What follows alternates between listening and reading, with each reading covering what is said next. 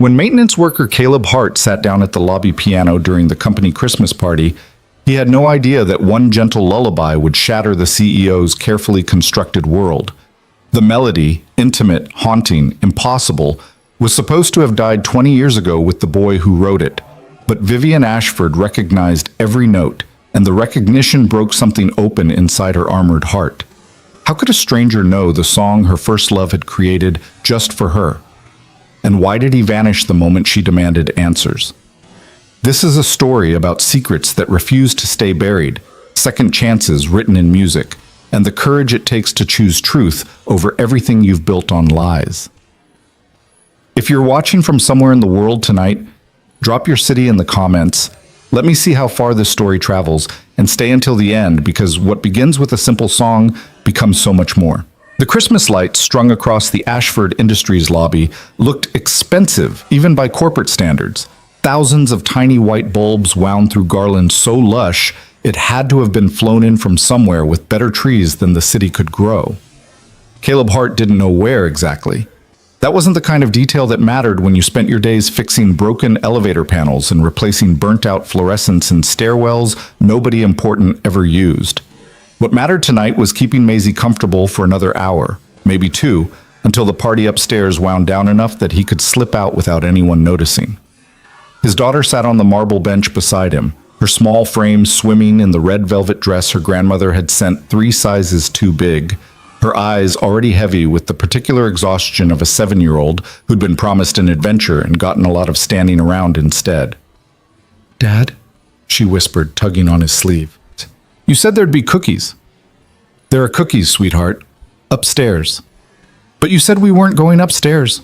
Caleb adjusted the strap of the canvas bag slung over his shoulder, the one with her pajamas, a coloring book, 3 different snacks he'd packed just in case, and the small first aid kit he carried everywhere since the incident at the playground last spring.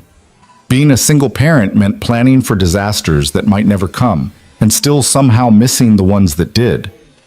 "I said we'd see," he told her, which was the diplomatic answer he'd learned to give when the honest answer was too complicated. The honest answer was that he'd been invited to the Ashford Industries holiday party the way the help was always invited to these things.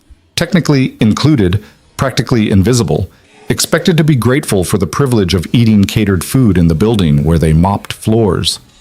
Maisie's lower lip pushed out, and Caleb felt his resolve wobbling. She didn't ask for much. She didn't complain when he picked her up late from after-school care, or when dinner was scrambled eggs again because he'd forgotten to get groceries. She accepted the smallness of their life with a grace that made his chest tight every time he thought about it too hard. "Tell you what," he said, crouching down so they were eye to eye. "Give me 10 more minutes to make sure everything's locked up down here, and then we'll go up. Quick in, quick out. Cookies, maybe some of that fancy punch, and then home. Deal?" Her face lit up like he'd promised her Disney World. "Deal. But you stay close to me, okay? No wandering off." "I never wander off." "You wandered off at the grocery store last week, and I found you in the cereal aisle explaining photosynthesis to a very confused stock clerk." "That's not wandering. That's educating."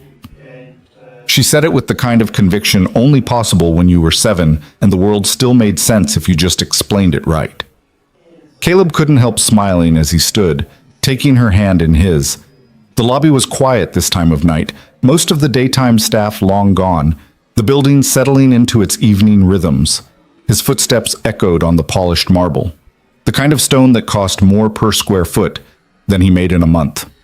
He'd replaced a cracked tile near the elevators once and had to sign off on paperwork that made him sweat just reading the numbers. Everything in this building was expensive. Everything in this building was designed to remind you exactly where you stood in the hierarchy of worth. "Dad?" Maisie's voice pulled him back from thoughts that were too dark for Christmas Eve. "Why is there a piano in a lobby?" He followed her gaze to the corner where the old upright sat, half hidden behind a decorative column and a potted plant someone had strung with more lights. He'd forgotten it was there, or maybe he'd been trying to forget, the way you tried to forget things that reminded you of who you used to be before life took those possibilities away. "Decoration, probably," he said. "Makes the space look cultured. Does it work?" "I don't know, baby." "Can you check?" There was something in her voice, not quite pleading, but close. That specific tone she used when she wanted something but was trying to be good about wanting it. Caleb glanced toward the elevators, then at his watch. They had time. Not much, but enough. "Sure," he said. "Let's take a look." The piano was older than he'd expected, the wood veneer dulled with age and neglect, the bench worn smooth by decades of people who'd sat here and touched these keys. He lifted the fallboard carefully, half expecting to find the strings disconnected or the hammers broken. But someone had kept it maintained, at least minimally. The keys were yellowed ivory, not the plastic replacements you saw in cheaper models, and when he pressed middle C, the note rang out clear and true. Something shifted in his chest. Not quite pain, but the memory of it. "It works!" Maisie clapped her hands together. "Play something!" "Sweetheart, I don't...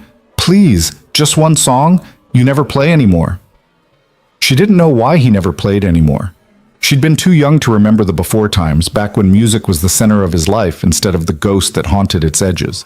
Too young to understand what it meant when someone's hand got crushed under a falling lighting rig during a production setup. When insurance companies and corporate lawyers decided that a contract worker's future was worth exactly one settlement check and a non-disclosure agreement. "Maisie, just one song, Dad. Please?" Her eyes were so wide, so full of hope that this small impossible thing might happen. And Caleb was tired of denying her things, tired of being the parent who always said we can't afford it, or maybe next time, or I'm sorry, sweetheart, but no. Tired of the weight of everything they'd lost, everything he'd lost, pressing down on his shoulders like a physical thing. "Okay," he heard himself say, "one song. But then we go upstairs and get those cookies, and then we go home. Agreed?" "Agreed!" He sat down at the bench and she scrambled up beside him, small and warm against his side. The muscle memory was still there, buried under years of disuse but not forgotten. His left hand found the bass notes easily enough. His right hand, the one that had been shattered and rebuilt with pins and screws and stubborn physical therapy, moved slower, more carefully. But it moved. He started with something simple, a children's song she'd recognize just to warm up the stiff fingers. Maisie hummed along, kicking her feet in a rhythm that was close enough to the beat. Then, without planning it, without thinking it through, he transitioned into something else. The melody came from somewhere deep and old, a place he'd locked away and tried to forget. It started soft, almost hesitant, a question posed in minor chords and gentle progressions. Then it built, layer by layer, the bass line steady as a heartbeat, while the right hand wove something fragile and fierce above it. It was the kind of music you felt in your bones before your brain caught up to name it. Longing and loss and the strange, desperate hope that maybe, against all evidence, things could still turn out differently than they had. He'd written it half a lifetime ago, or started to. The beginning had come from someone else, a fragment of something pure and unfinished. But Caleb had taken those opening bars and built a world around them. A story told in arpeggios and suspended chords, in dynamics that swelled and faded like breathing. He'd never played it for anyone, never recorded it, never performed it. After the accident, after everything fell apart, he told himself the song didn't matter anymore. That part of his life was over. Music was something other people did, people with working hands and opportunities that hadn't been crushed along with bone and tendon. But the song remembered itself, and his hands remembered how to tell it. Caleb didn't notice when the lobby stopped being empty, didn't see the security guard pause in his rounds, head tilted like a dog hearing a frequency meant for other ears. Didn't register when the catering staff setting up for the after-party stopped clattering dishes to listen. Didn't feel the moment when the elevator doors opened and someone stepped out, drawn by music they thought they'd never hear again. He just played, eyes closed, Maisie leaning against his shoulder, the melody pouring out of him like water from a broken dam. Vivian Ashford had built her entire professional life on the principle of control. Control over her schedule, her appearance, her emotions, her company. At 34, she was the youngest CEO in Ashford Industries' 70-year history, a fact that her father never let her forget, and her board of directors still hadn't quite forgiven.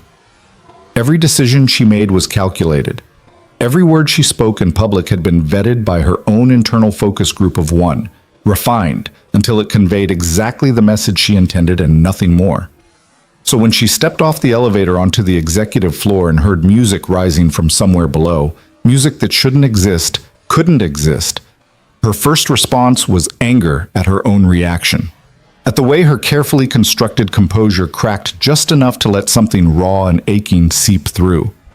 She knew that melody, knew it the way you knew your own name, your own face in the mirror, knew it so completely that hearing it now, in this place, felt like a violation of some fundamental law of the universe.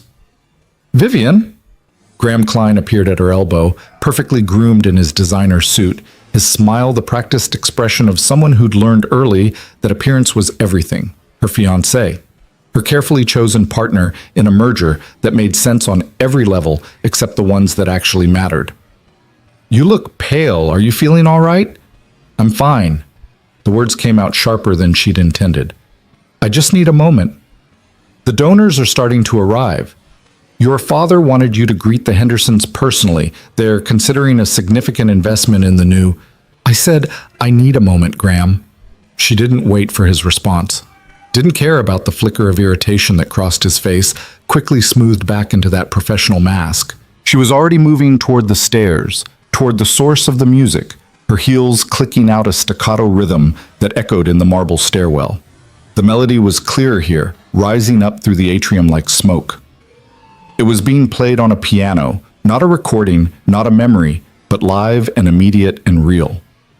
Someone was playing it right now, in her building, on Christmas Eve, and the impossibility of that fact made her dizzy. She'd heard those opening bars exactly once in her life. 20 years ago, at a summer music camp her parents had sent her to because it looked good on college applications. She'd been 14 and restless, and so tired of being groomed for a future she hadn't chosen. And then she'd met a boy, quiet, intense, with dark eyes that saw more than they should, and he'd played her something he was working on. Just a fragment, he'd said. The beginning of something he wasn't sure how to finish. She'd fallen in love with the music first, and then with the boy who'd created it. A summer romance that felt enormous and world-ending the way only first loves can. They'd promised to stay in touch, to find each other again when they were older and freer, and able to choose their own lives. But 3 months after camp ended, she'd gotten a phone call. An accident. Quick and brutal and final.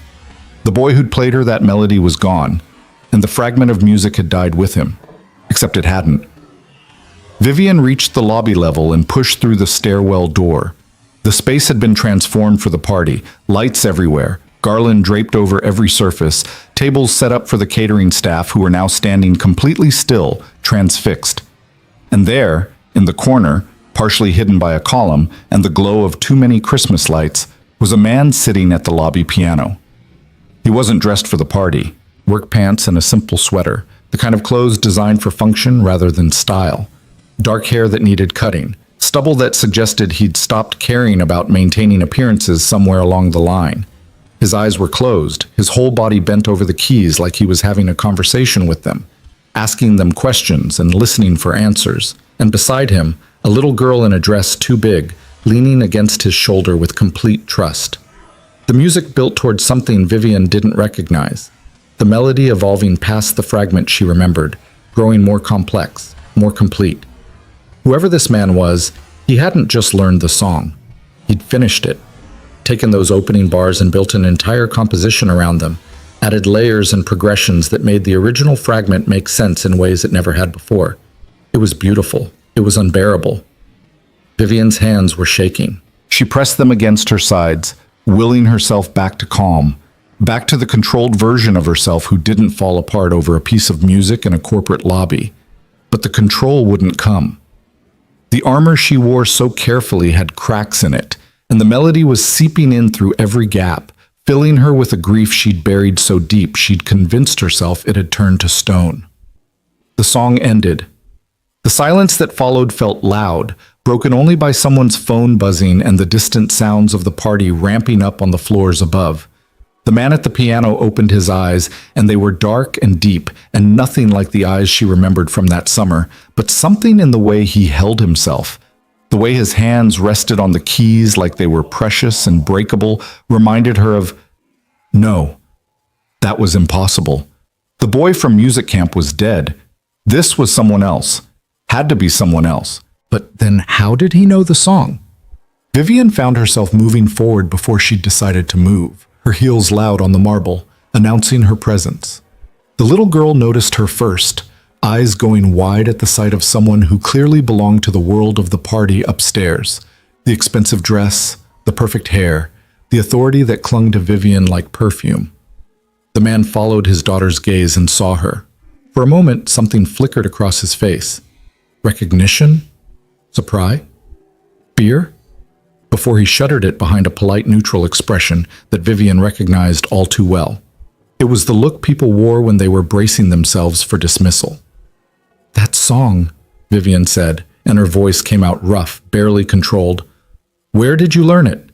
The man blinked, his hand moving protectively to his daughter's shoulder.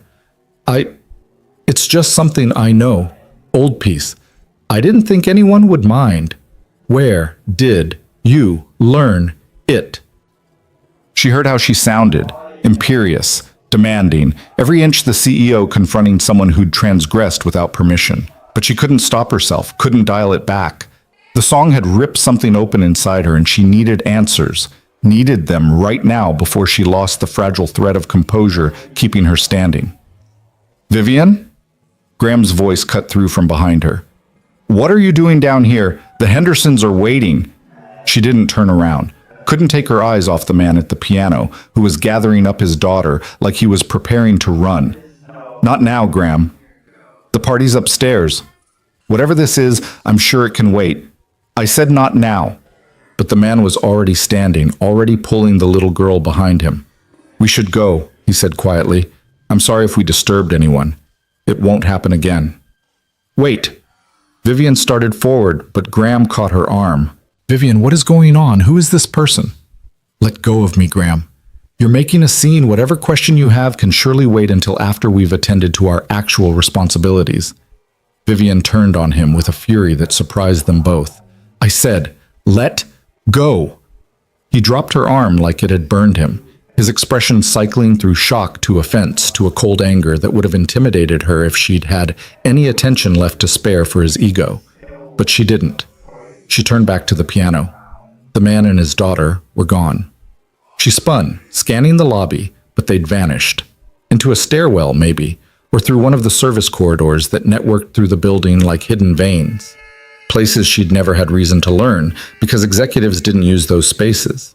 Executives used elevators and front doors and paths that had been cleared for them. "Where did they go?" she demanded of the security guard, who'd been watching the whole interaction with the wary expression of someone who knew better than to get involved in executive drama. "Who, ma'am?" "The man. The one playing piano." "Where did he go?" The guard's eyes slid sideways, a tell so obvious it might as well have been a neon sign. "I didn't see anyone, ma'am." He was lying. They were all lying. The guard, the catering staff who'd gone back to setting up tables like nothing had happened, probably even Graham, who was standing behind her radiating offense and confusion in equal measure.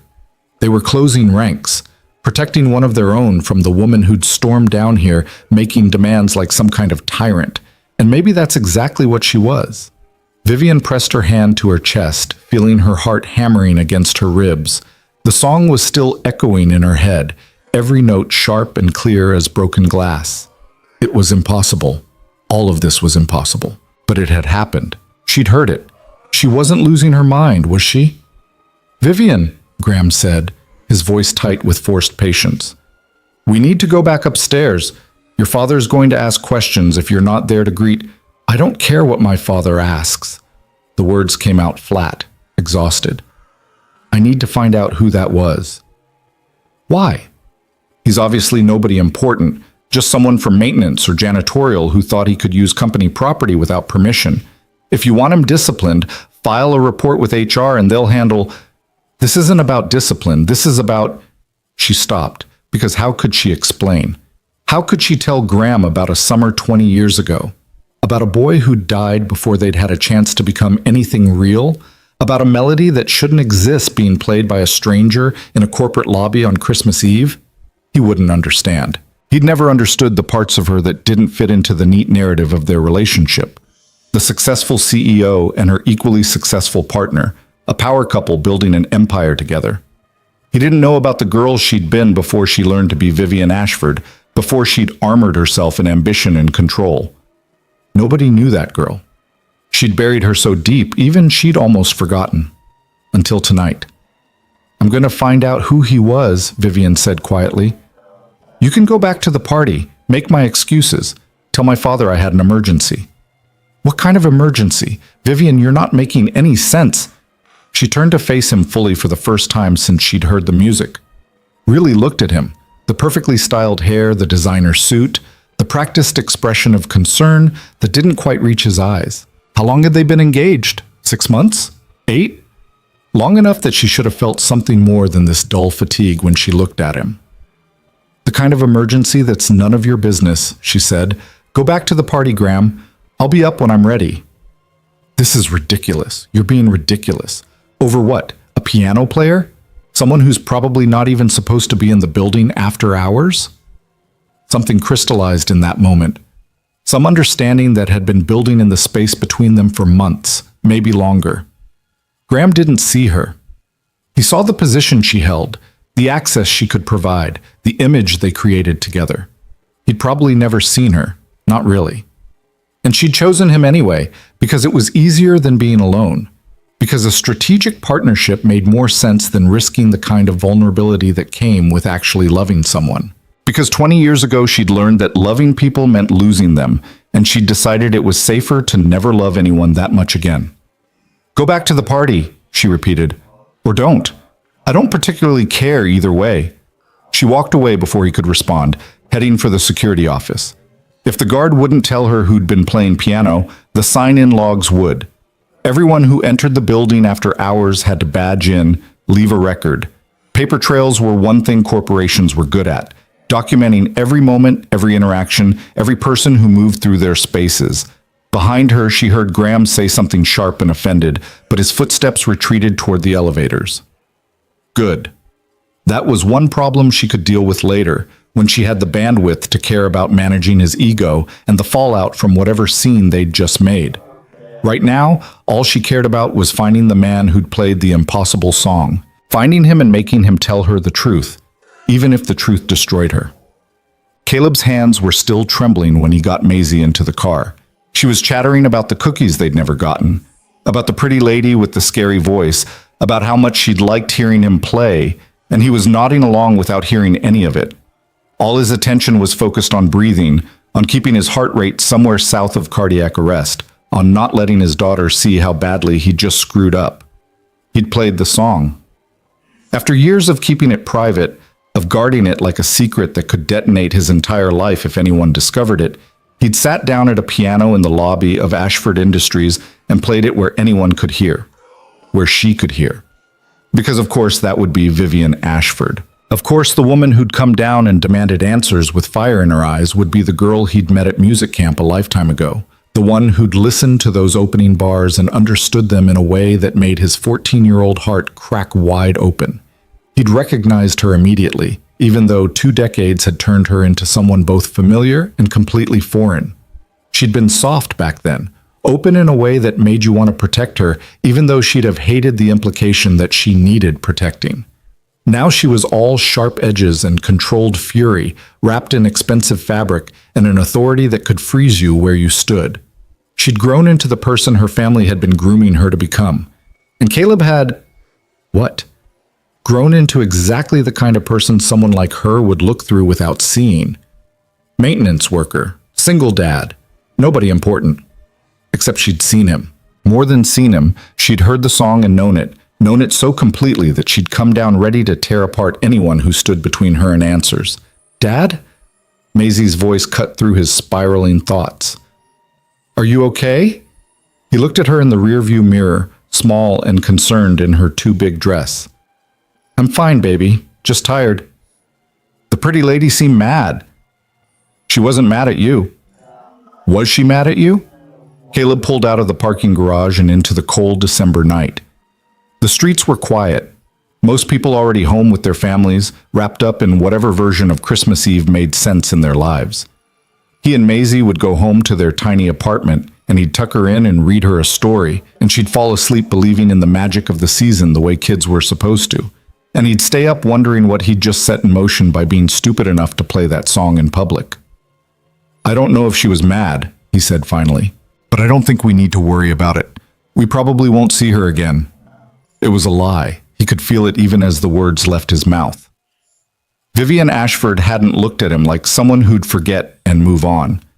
She'd looked at him like someone who'd just found a puzzle piece that didn't fit anywhere in her carefully organized life, and she wasn't going to rest until she figured out where it belonged, which meant he needed to be very, very careful about what happened next. "Can we go back tomorrow?" Maisie asked. "I really wanted those cookies." Caleb smiled despite everything. "We'll get you cookies, sweetheart. Better cookies than they had at that party, I promise." "Okay."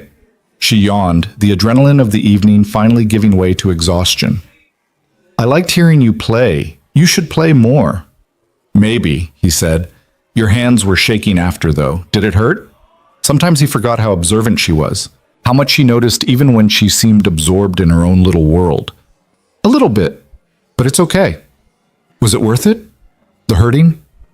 Caleb thought about the question as he navigated the familiar route home, thought about the way the music had felt under his fingers, the way those old neural pathways had lit up like they'd been waiting all this time for him to remember who he used to be. Thought about Vivian's face when she'd heard the melody, the recognition there, the raw, aching need for answers. "Yeah," he said quietly. "I think maybe it was." Maisie hummed something that might have been agreement, might have been the start of sleep.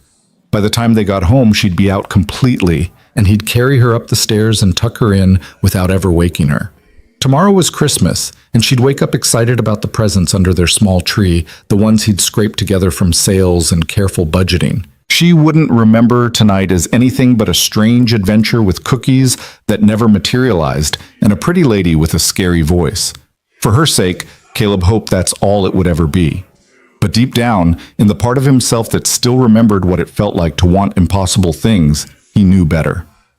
The song was out in the world now, and Vivian Ashford had heard it. Everything else was just a matter of time. Vivian didn't sleep that night. She sat in her penthouse office with the city lights spread out below her like a field of stars, the security logs open on her laptop, and a name that meant nothing staring back at her.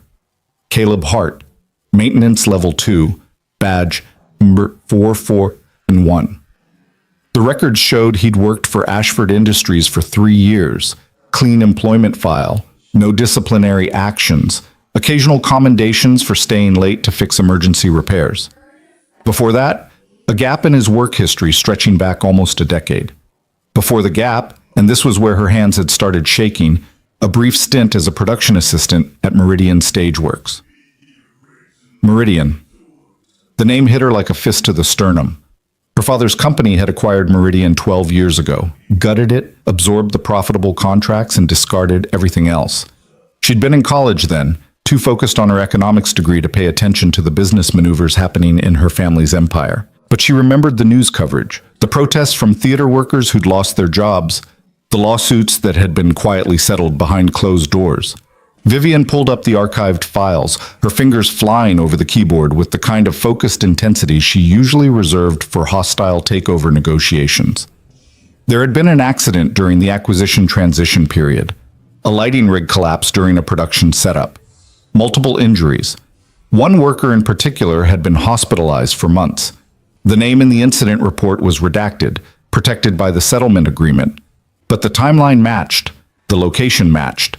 And when she cross-referenced the insurance claims with Caleb Hart's employment gap, the pieces fell together with a sickening clarity. Her father's company had destroyed this man's career, maybe his life. And then, years later, he'd ended up working in their building, fixing their elevators, invisible to everyone who mattered, including her. Vivian closed the laptop and pressed her palms against her eyes until she saw stars. The sun was starting to rise outside, Christmas morning breaking over the city in shades of pink and gold that would have been beautiful if she'd had any capacity left to notice beauty. Her phone had been buzzing intermittently all night. Graham, her father, various board members wondering why she'd disappeared from the party. She'd ignored all of them. She needed to understand this. Needed to know how Caleb Hart knew that melody, why he'd played it, What connection he had to the boy who'd written those opening bars 20 years ago at a music camp that felt like something from a different life entirely. The boy's name had been James Whitfield. She could still see his face if she closed her eyes, serious and sweet, with a shyness that made every smile feel like a gift.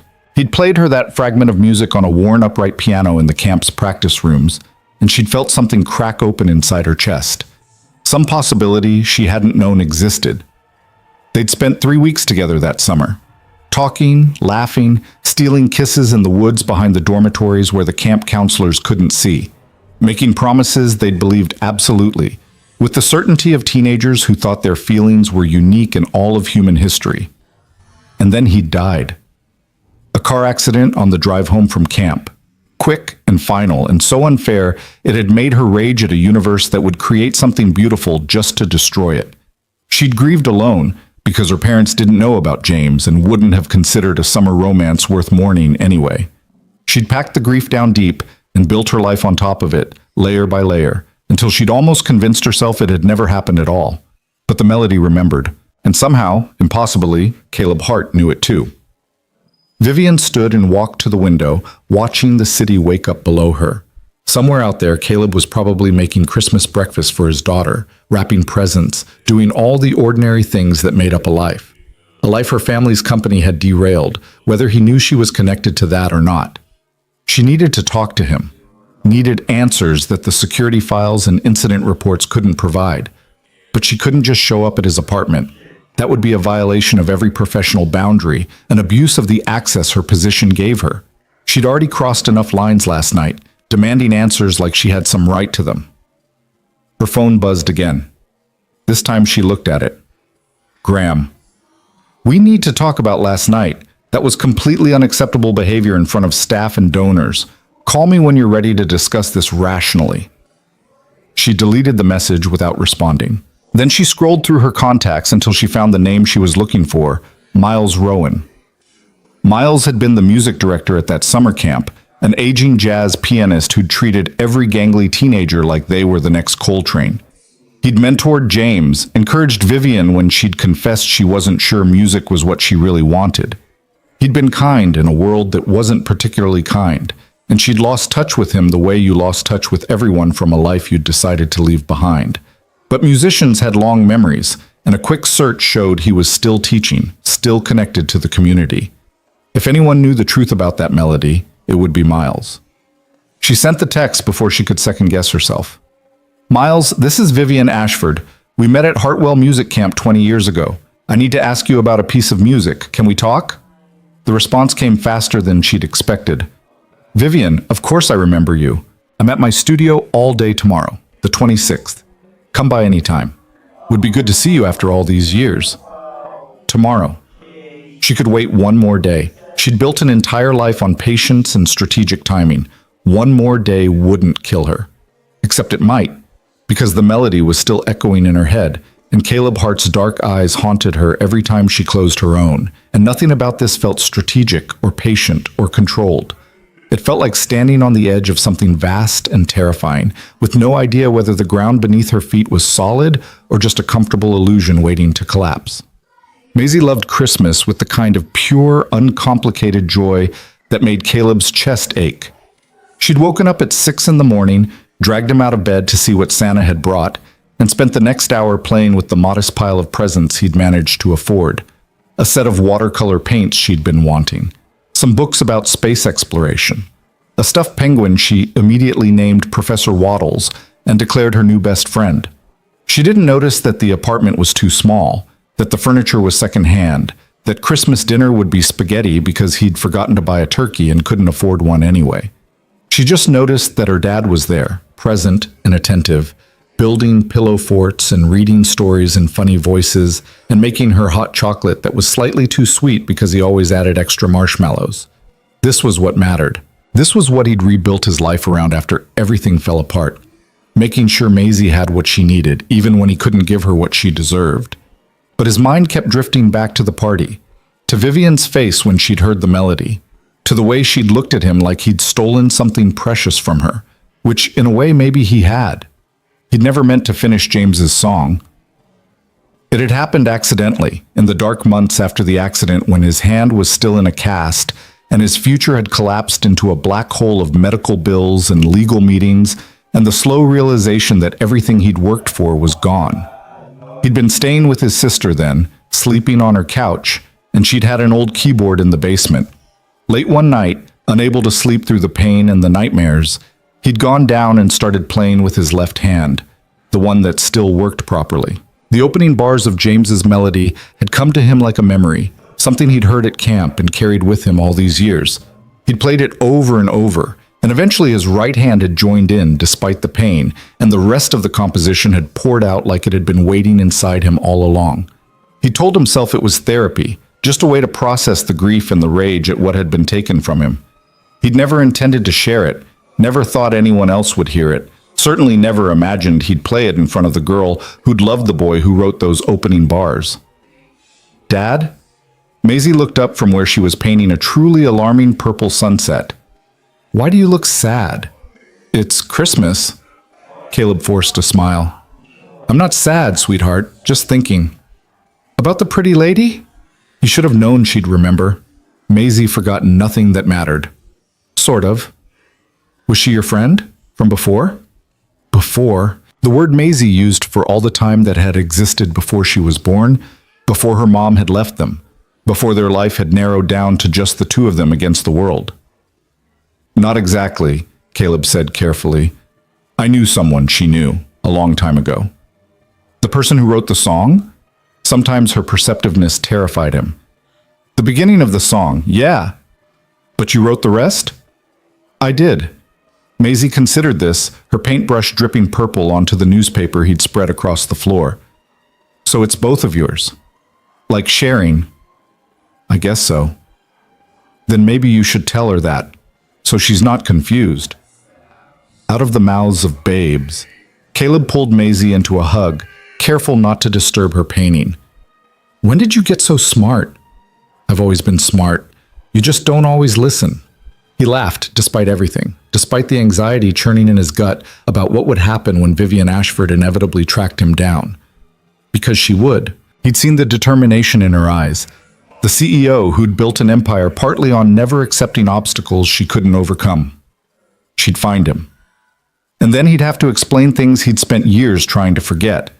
But for now, it was Christmas, and Maisie was happy, and Professor Waddles needed a crown made from construction paper. The rest could wait. The day after Christmas, Vivian drove to Miles Rowan's studio in a neighborhood she'd never had reason to visit. The kind of area where artists could still afford rent, where the buildings were old and beautiful in their decay, where the coffee shops had names like The Grind instead of artisanal branding. The studio was on the third floor of a converted warehouse, upstairs that creaked under her heels. She could hear music before she reached the door, someone practicing scales, another person working through what sounded like a Chopin nocturne. The door was propped open, and inside was organized chaos. Music stands and instrument cases and walls covered in posters from concerts dating back decades. Miles Rowan looked exactly like she remembered, only more so. White hair wild around his face, reading glasses perched on his nose, the same cardigan he'd probably been wearing for 20 years. He looked up when she knocked, and his face split into a genuine smile. "Vivian Ashford, look at you, all grown up and terrifying." She couldn't help smiling back. "I'm not terrifying." "You're wearing a suit that costs more than my car and you run a corporation. You're at least a little terrifying." He gestured to a chair that had sheet music piled on it. "Move that anywhere and sit down. Can I get you coffee? Fair warning, it's terrible." "I'm fine, thank you." She moved the music carefully, sat down, and suddenly had no idea where to start. How did you ask someone about a melody that shouldn't exist? How did you explain the way it had cracked you open? Miles saved her the trouble. "Your text mentioned a piece of music. I'm guessing this isn't about copyright law or royalty disputes." "No, it's about..." She took a breath. "Do you remember James Whitfield?" Something shifted in Miles's expression. Grief, maybe, or the kind of gentle sadness that came from remembering young people whose potential had been cut short. "Of course. Brilliant kid. That accident, such a waste." He played me something that summer. At camp. Just a fragment, the beginning of a composition he was working on. I remember. He was excited about it. Kept saying he had this idea but couldn't figure out where it wanted to go. 2 nights ago, I heard someone play that melody. Not just the fragment, the entire piece, completed. And I need to know how that's possible. Miles leaned back in his chair, regarding her with the kind of patient attention that had made him such a good teacher. Who was playing it? A man named Caleb Hart. He works at my company. Maintenance. I don't think he knew I was listening, and when I asked him about it, he ran. Caleb Hart. Miles said the name slowly, tasting it. Then his expression shifted to recognition. Oh. Oh, I see. You know him? I knew him, long time ago. He was at camp the same summer you were, actually. Quiet kid, talented but overshadowed by some of the flashier students. He and James became friends, bonded over being the serious musicians in a crowd of kids just there because their parents made them go. Vivian's mind was racing, rearranging puzzle pieces. He knew James? More than knew him. They were close that summer. Different styles. James was all classical training and discipline. Caleb was more intuitive, felt his way through music. But they pushed each other, challenged each other to be better. Then why? She stopped, because the answer was obvious. James died before he could finish the song, and Caleb finished it for him. I'd imagine so. James shared his work with very few people, but Caleb would have been one of them.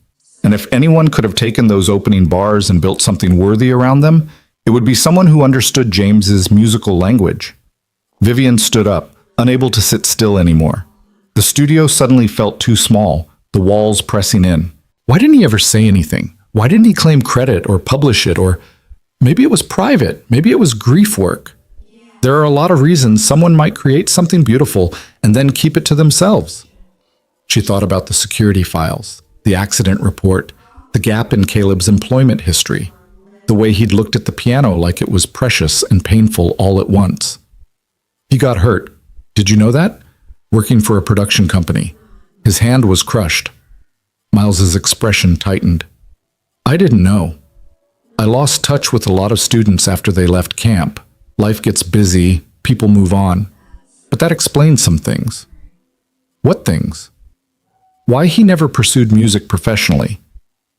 I remember thinking Caleb had real potential, the kind of raw talent that could go somewhere if he was willing to work for it. But talent isn't enough.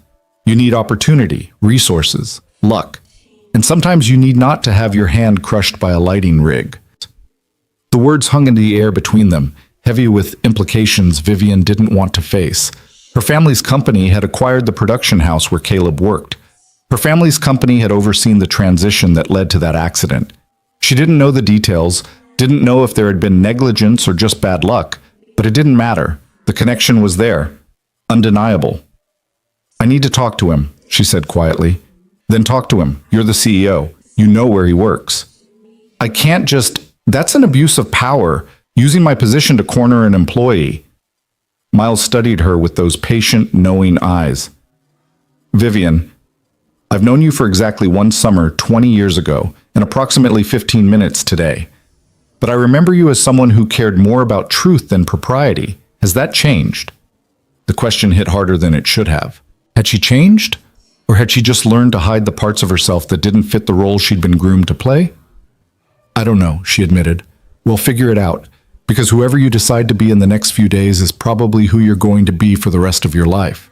These moments matter more than we think they will. Vivian left the studio with more questions than answers, but at least now she knew the shape of the truth. Caleb Hart had known James, had finished James's song, had carried it with him all these years through an accident that destroyed his career, through whatever path had led him to working maintenance in the building owned by the family whose company had been responsible for that destruction. And she'd heard him play it, and something inside her had recognized not just the melody, but the grief woven through it, the loss made tangible in music. She sat in her car for a long time, watching the neighborhood move around her. People carrying groceries, walking dogs, living ordinary lives that didn't include corporate machinations or buried secrets or melodies that could rewrite history. Then she pulled out her phone and did something she'd never done before. She used her executive access to pull Caleb Hart's personal file, found his address, and entered it into her GPS. Miles was right. These moments mattered, and she was done letting fear make her decisions. Caleb was helping Maisie build a truly ambitious blanket fort when someone knocked on his apartment door. He almost didn't answer. They weren't expecting anyone, and unannounced visitors were usually either landlords or people trying to sell something he couldn't afford. But Maisie was already running to look through the peephole, and her excited voice called out, "Dad, it's the pretty lady from the party." His stomach dropped. Of course. Of course, Vivian Ashford would show up at his apartment 2 days after Christmas, because why would she respect boundaries or wait for him to reach out or handle this through any normal professional channel? Maisie, go to your room for a minute, okay? But the fort? I'll help you finish it in a minute, I promise. Just give me some privacy to talk to this lady. Maisie pouted but obeyed, dragging Professor Waddles with her. Caleb took a breath, tried to compose himself, and opened the door. Vivian Ashford looked different outside the corporate context. Still expensive, that was inescapable, but softer somehow. Jeans and a cashmere sweater instead of the armor of a business suit. Hair down instead of pulled back. She looked younger, more like the girl he remembered from camp, except her eyes were harder now. Eyes that had seen too much and trusted too little. "Mr. Hart," she said formally, "I apologize for showing up unannounced, but I think we need to talk." "How did you get my address?" "Employee files." She had the grace to look uncomfortable. "I know it's an overreach. If you want to file a complaint, you'd be justified." He should slam the door in her face. Should tell her to go through proper channels, make an appointment, respect the massive power imbalance between them. Should protect himself and Maisie from whatever storm was about to break over their heads. Instead, he stepped back and let her in. The apartment was small and obviously cheap, but he'd made it as comfortable as he could. The secondhand furniture was clean, the walls decorated with Maisie's artwork, the blanket fort a monument to creative engineering. It was a life that worked on its own terms, even if those terms would be incomprehensible to someone who lived in a penthouse. Vivian stood in the middle of the living room like she wasn't sure what to do with herself. Her eyes landed on the keyboard in the corner, old and battered, with keys that stuck sometimes, but it was his, and it worked. "You still play," she said quietly. "Sometimes. When Maisie's asleep, and I can't." "The song you played at the party, I know where it came from. I talked to Miles Rowan." Caleb felt his defenses slamming into place. "Then you know I didn't steal it. James and I were friends. He shared his work with me. After he died, I needed to finish it. For him. I'm not accusing you of theft." Vivian turned to face him fully. "I'm trying to understand how you knew him, how you ended up here, working for my company, playing a song that," her voice cracked slightly, "that I thought died with the boy who wrote it. You loved him." It wasn't a question. "I was 14. I loved the idea of him, the possibility of him. I loved what he represented, a life where I could choose music over business, passion over duty. And then he died, and I convinced myself it had been a childish fantasy anyway." Caleb sat down on the couch, suddenly exhausted. "He loved you too, talked about you constantly that last week of camp, had this whole plan to convince his parents to let him visit you, to find a way to make it work despite the distance." "I didn't know that." "Most people don't know how much they meant to someone until it's too late to tell them." Vivian sat down in the armchair across from him, perched on the edge like she might need to run at any moment. "Miles said you were talented, that you could have had a career in music. Maybe, we'll never know. Because of the accident." There it was. The thing he'd known they'd have to talk about eventually. "Because of the accident," he confirmed. "At Meridian Stageworks, the production company my father's corporation acquired." "Yes." "Was there negligence? Did someone fail to follow safety protocols?" Caleb laughed, but there was no humor in it. "Does it matter? Your family's lawyers made sure I signed an NDA as part of the settlement. I can't talk about the specifics even if I wanted to. I could make them void it. I'm the CEO now. I could. And then what?" He leaned forward, letting her see the anger he usually kept carefully controlled. "Sue a company you run? Drag both of us through a legal battle that would cost more than I'll make in my lifetime? Prove that someone was at fault for an accident that happened 12 years ago? What would that actually accomplish, besides making you feel better about something you had no control over? Vivian flinched. I want to make this right. You can't make it right. What's done is done. I've made my peace with it. Have you? Because you're working maintenance in the building owned by the company that destroyed your career. That doesn't seem like peace. That seems like... I don't know what that seems like, but it's not peace. Caleb stood up, needing to move, needing distance.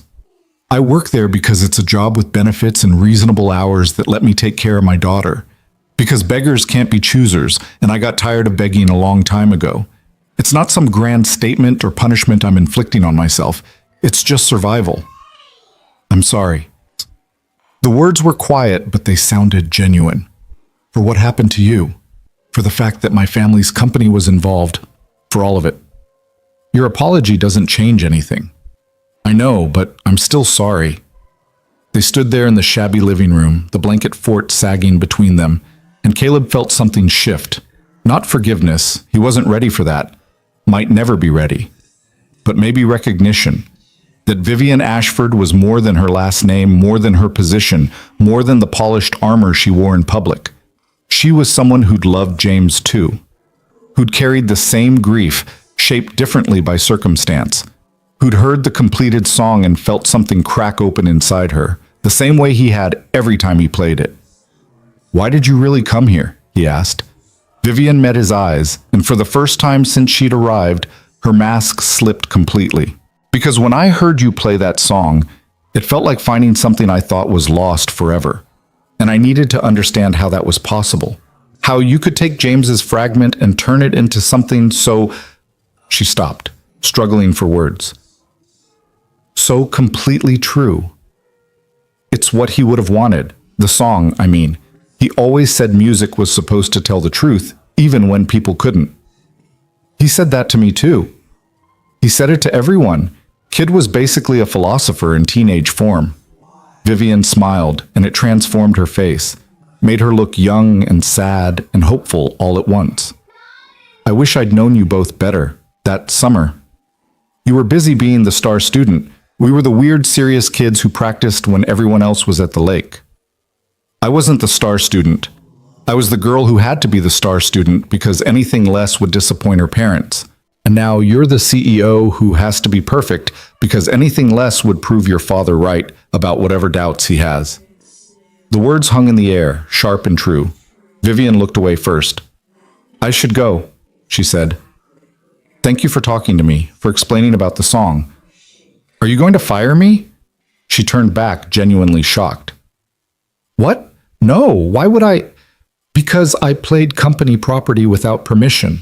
Because I made a scene at the holiday party. Because this whole situation is uncomfortable and the easiest solution would be to eliminate the source of discomfort. I'm not going to fire you, Caleb. And if anyone tries to, they'll have to go through me first. She meant it. He could hear it in her voice, see it in the set of her shoulders. Whatever else Vivian Ashford was, she wasn't someone who solved problems by crushing the people inconvenient enough to create them. Okay, he said. Then I'll see you at work. I suppose you will. She walked to the door, then paused with her hand on the knob. The song. Do you still play it? Regularly, I mean. Sometimes. When I need to remember that I used to be someone else. Would you... She stopped, started again. Would you play it for me sometime? The whole thing, beginning to end without interruption? It was a dangerous request.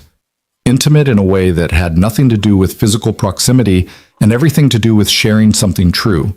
But he'd already crossed that line by playing it where she could hear.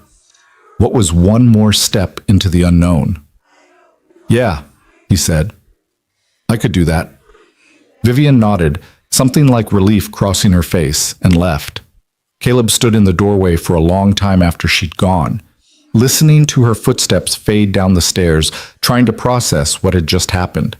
Then Maisie's voice called out from her room. Is she gone? Can we finish the fort now? Yeah, baby, he called back. She's gone. Let's finish the fort. But as he helped Maisie drape blankets over chairs and secure the walls with clothespins, His mind was still on Vivian. On the way, she'd looked at his apartment like she was seeing a life she couldn't quite comprehend. On the apology in her voice when she talked about the accident. On the request to hear the song again, complete and uninterrupted. Something had started the night he played that melody in the lobby. Something that couldn't be taken back or ignored or filed away in the category of things that didn't matter. And despite every instinct that told him to run, to protect himself and Maisie from the complications that came with getting involved with someone like Vivian Ashford, he found himself wanting to see where it led, even if it destroyed him all over again, even if the cost was more than he could afford to pay. The week between Christmas and New Year's had always felt suspended to Vivian, like the corporate world was holding its breath before plunging back into the relentless machinery of quarterly reports and board meetings. Most of the executive floor was empty, key personnel scattered to vacation homes in Aspen or the Caribbean, leaving the building quieter than usual. She should have taken time off herself, should have been somewhere tropical with Graham, maintaining the appearance of a couple that actually functioned. Instead, she'd ended her engagement on New Year's Eve morning, standing in his immaculate downtown condo while he sputtered about optics and professional consequences and how she was making a terrible mistake. This isn't a mistake, she'd told him, sliding the ring across his granite countertop. This is the first honest decision I've made in months. Honest? You're throwing away a perfectly good partnership because of what?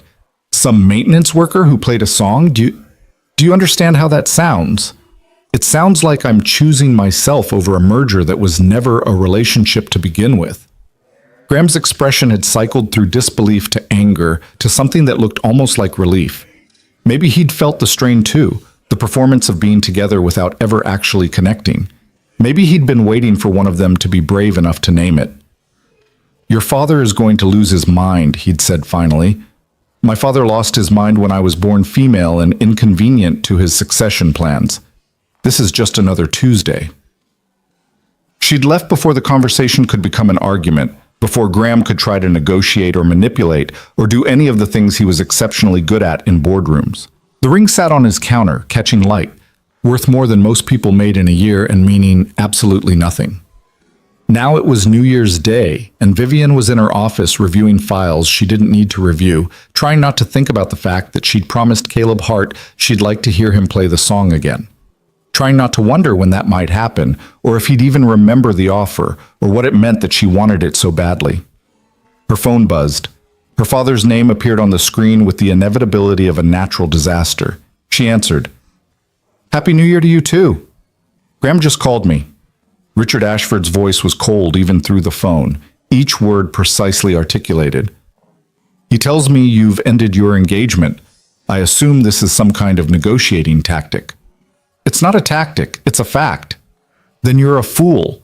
That partnership made sense on every conceivable level, except the level where I'd have to spend the rest of my life with someone I don't love. Love. Her father said the word like it was a foreign concept, something quaint and outdated. Your mother and I built a successful marriage on mutual respect and aligned interests. Love is what teenagers think matters before they learn how the world actually works. Vivian thought about her mother, elegant, distant, performing the role of Mrs. Richard Ashford with the precision of a professional actress. Had she been happy? Had she ever wanted something different? The questions had never been ones Vivian was allowed to ask. I'm not mother, she said quietly. And I'm not you. No, you're the CEO I made you. Don't forget that distinction. You didn't make me anything. I earned this position. You earned it because I gave you opportunities, because I groomed you for this. And now you're throwing it away over what? Sentiment? A crisis of conscience? Graham said something about a maintenance worker. Please tell me that's not what this is about. The urge to defend Caleb rose hot in her chest, but she forced it down. This wasn't about Caleb. This was about her choosing truth over performance, autonomy over approval, the possibility of something real over the safety of what was expected. This is about me making my own decisions, she said, which, last I checked, is exactly what a CEO is supposed to do. Don't be flippant. You want to run this company? Then act like it. Personal entanglements with staff, ending strategic partnerships on a whim, these are the actions of someone who's let emotion override judgment. Or they're the actions of someone who's finally started listening to what she actually wants instead of performing for an audience that will never be satisfied anyway. The silence on the other end was sharp enough to cut. When her father spoke again, his voice carried a warning. You're making enemies, Vivian. Board members who already question whether you're ready for this role. Investors who want stability, not drama. You keep this up, and I won't be able to protect you. I don't remember asking for your protection. She hung up before he could respond, her hands shaking with adrenaline and something that felt dangerously close to freedom. The ring was gone. Graham was gone. And for the first time in years, she had no idea what happened next. It was terrifying. It was exhilarating. Her phone buzzed again, but this time it was a different number. Unknown, local area code. She almost didn't answer, then curiosity won out. Vivian Ashford. Ms. Ashford? A man's voice, tentative and formal. This is Caleb Hart. I hope I'm not disturbing you. Her heart did something complicated in her chest. You're not. How did you get my personal number? Company directory. I probably shouldn't have called it directly, but I wasn't sure how else to reach you without it going through official channels. It's fine. What can I do for you? There was a pause long enough that she wondered if the connection had dropped. Then, you asked if I'd play the song for you sometime. The whole thing. I was thinking, if you're not busy tonight, the building's pretty much empty. Probably the quietest it'll be all year. Good acoustics in the lobby without the usual crowd noise. Vivian looked at her desk, at the files she'd been pretending to review, at the life she'd been pretending to live. What time? 8? After I get Maisie to bed. My sister can stay with her for a few hours. 8 works. I'll be there. Okay, good. I'll see you then. He hung up before she could say anything else, and Vivian sat there holding her phone, feeling like she'd just agreed to something far more significant than listening to a piece of music.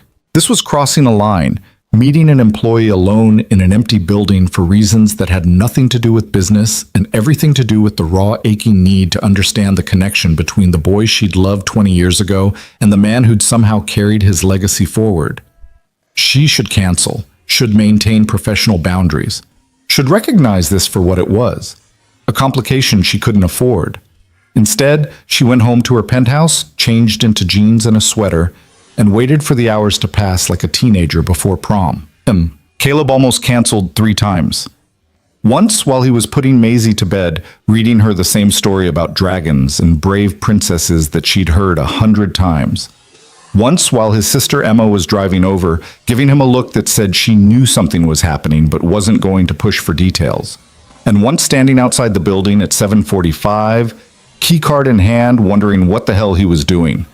But then 8 o'clock arrived, and Vivian Ashford pulled up in a car that cost more than his annual salary, and it was too late to run. She looked different again, softer, more vulnerable without the armor of her professional wardrobe. Hair pulled back in a simple ponytail, minimal makeup, the kind of casual that probably still cost a fortune, but didn't advertise it quite so loudly. She walked toward him with her hands shoved in her coat pockets, and for a moment he could see the girl from music camp, shy and fierce, and trying so hard to be someone she wasn't sure she wanted to be. "Hi," she said. "Hi, thanks for coming. Thanks for inviting me." They stood there in the cold January evening, breath misting in the air between them, until Caleb finally pulled out his keycard and unlocked the door. The building was dark except for the security lighting, silent in a way it never was during business hours. Their footsteps echoed on the marble as they crossed the lobby to where the piano waited like a patient witness to everything that was about to unfold. Caleb sat down at the bench without preamble. If he thought about this too much, he'd lose his nerve. Better to just play, to let the music speak the things he didn't know how to say. "It starts with James's fragment," he said, not looking at her. "The first 16 bars are his, exactly as he wrote them. Everything after is mine. I tried to stay true to what I thought he was reaching for, but I'm sure it's different than what he would have done if he'd lived to finish it himself." "I want to hear your version," Vivian said quietly. She'd settled into a chair near the piano, close enough to see his hands on the keys. Not what might have been. What actually is. Caleb nodded and placed his hands on the keys. The opening notes came soft and hesitant, James's voice speaking through time. Those first 16 bars were pure and simple, a question asked in melody form. What happens when you love something you're not supposed to want? What happens when duty and desire pull you in opposite directions? Then Caleb's composition took over, answering James's question with layers of complexity. The bass line deepened, providing foundation and heartbeat. The right hand wove counter melodies that spoke of loss and longing, of dreams deferred and possibilities crushed. But there was something else in it too. Resilience, maybe. The stubborn refusal to let tragedy have the final word. The middle section built to something almost harsh, dissonant chords that made you lean forward because they were uncomfortable but compelling. This was where Caleb had poured all his rage about the accident, about watching his future collapse in real time, about learning that corporations could destroy lives and settle lawsuits and move on like nothing had happened. The music didn't shy away from that darkness. It lived in it, explored it, made you feel it in your bones. And then, gradually, it transformed. The harsh chords resolved into something that wasn't quite hope, but wasn't despair either. Acceptance, maybe. Understanding that you could carry grief and still move forward. That loss didn't have to define you even as it changed you irrevocably. The final section returned to James's original melody, but richer now, informed by everything that had come between. It was the same question asked with different knowledge, the same longing tempered by wisdom earned through suffering. And in the last 8 bars, Caleb had written an answer he thought James would have approved of. That love, real love, the kind worth fighting for, was worth the risk of loss, worth the pain when it ended, worth choosing over and over again despite knowing how much it could hurt. The final chord hung in the air, resonating in the empty lobby, and Caleb kept his hands on the keys until the sound faded completely into silence. Then he looked at Vivian. She was crying. Not dramatically, not making any sound, just tears sliding down her face like she didn't have the energy to stop them. She didn't wipe them away, didn't apologize, just sat there letting herself feel whatever the music had opened up inside her. That was... Her voice broke. She tried again. I've never heard anything that true. Caleb's throat felt tight. It's what he would have wanted, the truth, even when it hurts. It does hurt. But it's also beautiful. How did you learn to do that? To make pain into something that sounds like hope? I didn't have much choice. After the accident, it was either find a way to transform what happened or let it destroy me. Music was the only language I had that could hold both things at once. The grief and the survival. Vivian stood and walked closer until she was standing right beside the piano, close enough that he could smell her perfume, something subtle and expensive. Close enough that if he reached out, he could touch her. I ended my engagement, she said abruptly. This morning. Graham's probably telling everyone it's because I've lost my mind. My father certainly thinks so. Caleb's pulse kicked up. Why are you telling me this? Because I don't want there to be any confusion about why I'm here. It's not pity. It's not guilt about what my family's company did to you, even though I feel that too. It's because when I heard you play this song, something woke up inside me that I thought I'd buried 20 years ago. And I need to know if I'm alone in that, or if you feel it too. The question hung between them, dangerous and honest, and requiring an answer that would change everything. Caleb could have lied, could have said this was just about James, about honoring an old friend's memory, could have maintained the professional distance that made sense given the massive power imbalance between them, could have protected himself and Maisie from the complications that came with getting involved with Vivian Ashford. But he'd spent years hiding, years playing it safe, years pretending that the person he'd been before the accident didn't matter anymore. And he was tired. Tired of being invisible. Tired of accepting scraps. Tired of letting fear make his decisions. You're not alone, he said quietly. I felt it too. Feel it. Every time I see you, every time you look at me like I'm someone worth seeing instead of just the guy who fixes the elevator. It terrifies me. But I feel it. Vivian exhaled like she'd been holding her breath. This is complicated. Catastrophically complicated. You work for my company. There are about 15 HR violations waiting to happen here. At least 15. My father will lose his mind. The board will use it as evidence that I'm not fit to lead. Graham will probably try to leverage it somehow. Your ex-fiancé sounds delightful. She laughed, surprising them both. He's actually not terrible, just wrong for me in every way that matters. Then why were you with him? Because it was easier than being alone. Because my parents approved.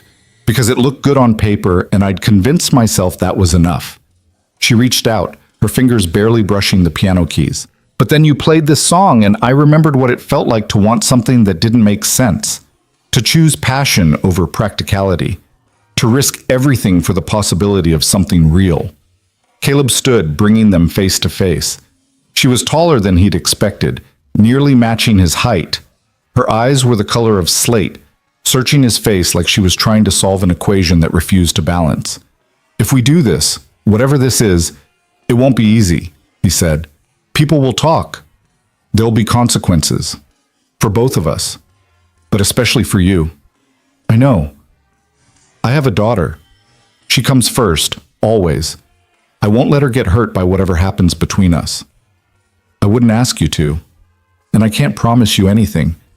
I don't know what I have to offer someone like you. My life is small and complicated and nothing like what you're used to. Vivian reached up and touched his face, her palm warm against his cheek. Someone like me. You keep saying that like you know who I am. But you don't. Nobody does. I've spent so long being who my father wanted, who the board expected, who Graham needed for his career plans, that I barely know myself anymore. Maybe your small, complicated life is exactly what I need to remember. Vivian, she kissed him. It was soft at first, tentative, a question rather than a demand. But when he kissed her back, when his hands came up to cradle her face and pull her closer, it deepened into something that felt like falling and flying at the same time. She tasted like possibility and risk and the kind of reckless hope he thought he'd lost the capacity to feel. When they finally broke apart, both breathing hard, Caleb rested his forehead against hers. We should probably talk about this, he said. Talking is overrated. I'm serious. If this is going to be anything more than a moment, we need ground rules, boundaries, some kind of plan for how to navigate the disaster this could become. Vivian pulled back just enough to look at him. You're right. You're absolutely right. We should be rational and careful and think through all the implications. She paused. But not tonight.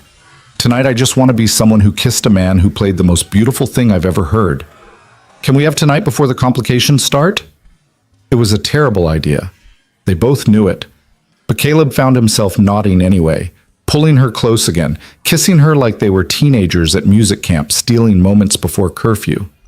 And for a few stolen hours in an empty building, surrounded by marble and silence and the lingering resonance of a song that had survived 20 years to bring them together, they let themselves believe that maybe, somehow, this impossible thing could work. Reality arrived at 7 in the morning when Caleb's phone rang with an unknown number. He answered groggily, having gotten maybe 3 hours of sleep after finally leaving the building at 2 in the morning, his lips still tingling from kissing Vivian goodbye in the parking garage. Mr. Hart? A woman's voice, professional and cold. This is Jennifer Morrison from Ashford Industries Human Resources. I need you to come to the main office at 9 this morning for a meeting regarding your employment status. He was instantly awake. What's this about? That will be discussed at the meeting. 9 o'clock. Don't be late.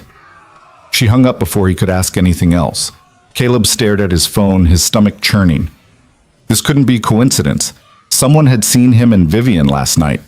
Or someone had decided the maintenance worker who'd played piano at the Christmas party was a liability that needed to be eliminated. Or Graham had made good on whatever revenge he was planning. He called Vivian. She answered on the first ring. Caleb? What's wrong? HR just called. They want to see me at 9. About my employment status. What? No, I didn't authorize any... Hold on. He heard her typing, the click of a keyboard rapid and angry. I'm looking at the HR schedule. There's a meeting listed, but I wasn't copied on it. Who requested this? They didn't say. More typing, then a sharp intake of breath. My father. He flagged your file this morning and requested a review. That son of a... Vivian, what's happening? He's making a move. Trying to prove I'm compromised, that I can't be trusted to run the company if I'm getting involved with staff. He probably had someone watching the building, or he pulled security footage, or it doesn't matter how he knows. What matters is he's trying to use this against me. Caleb's mouth was dry. So what do I do? Come to the meeting. I'll be there too. And Caleb, don't agree to anything without me present, and don't sign anything. Do you understand? Yeah, I understand. This is my fault. I should have known he'd retaliate for ending things with Graham. I should have been more careful. We both should have been more careful. Caleb looked at the clock. He had 2 hours to get Maisie to school, shower, and prepare for whatever corporate nightmare was about to unfold. I'll see you at 9. Caleb?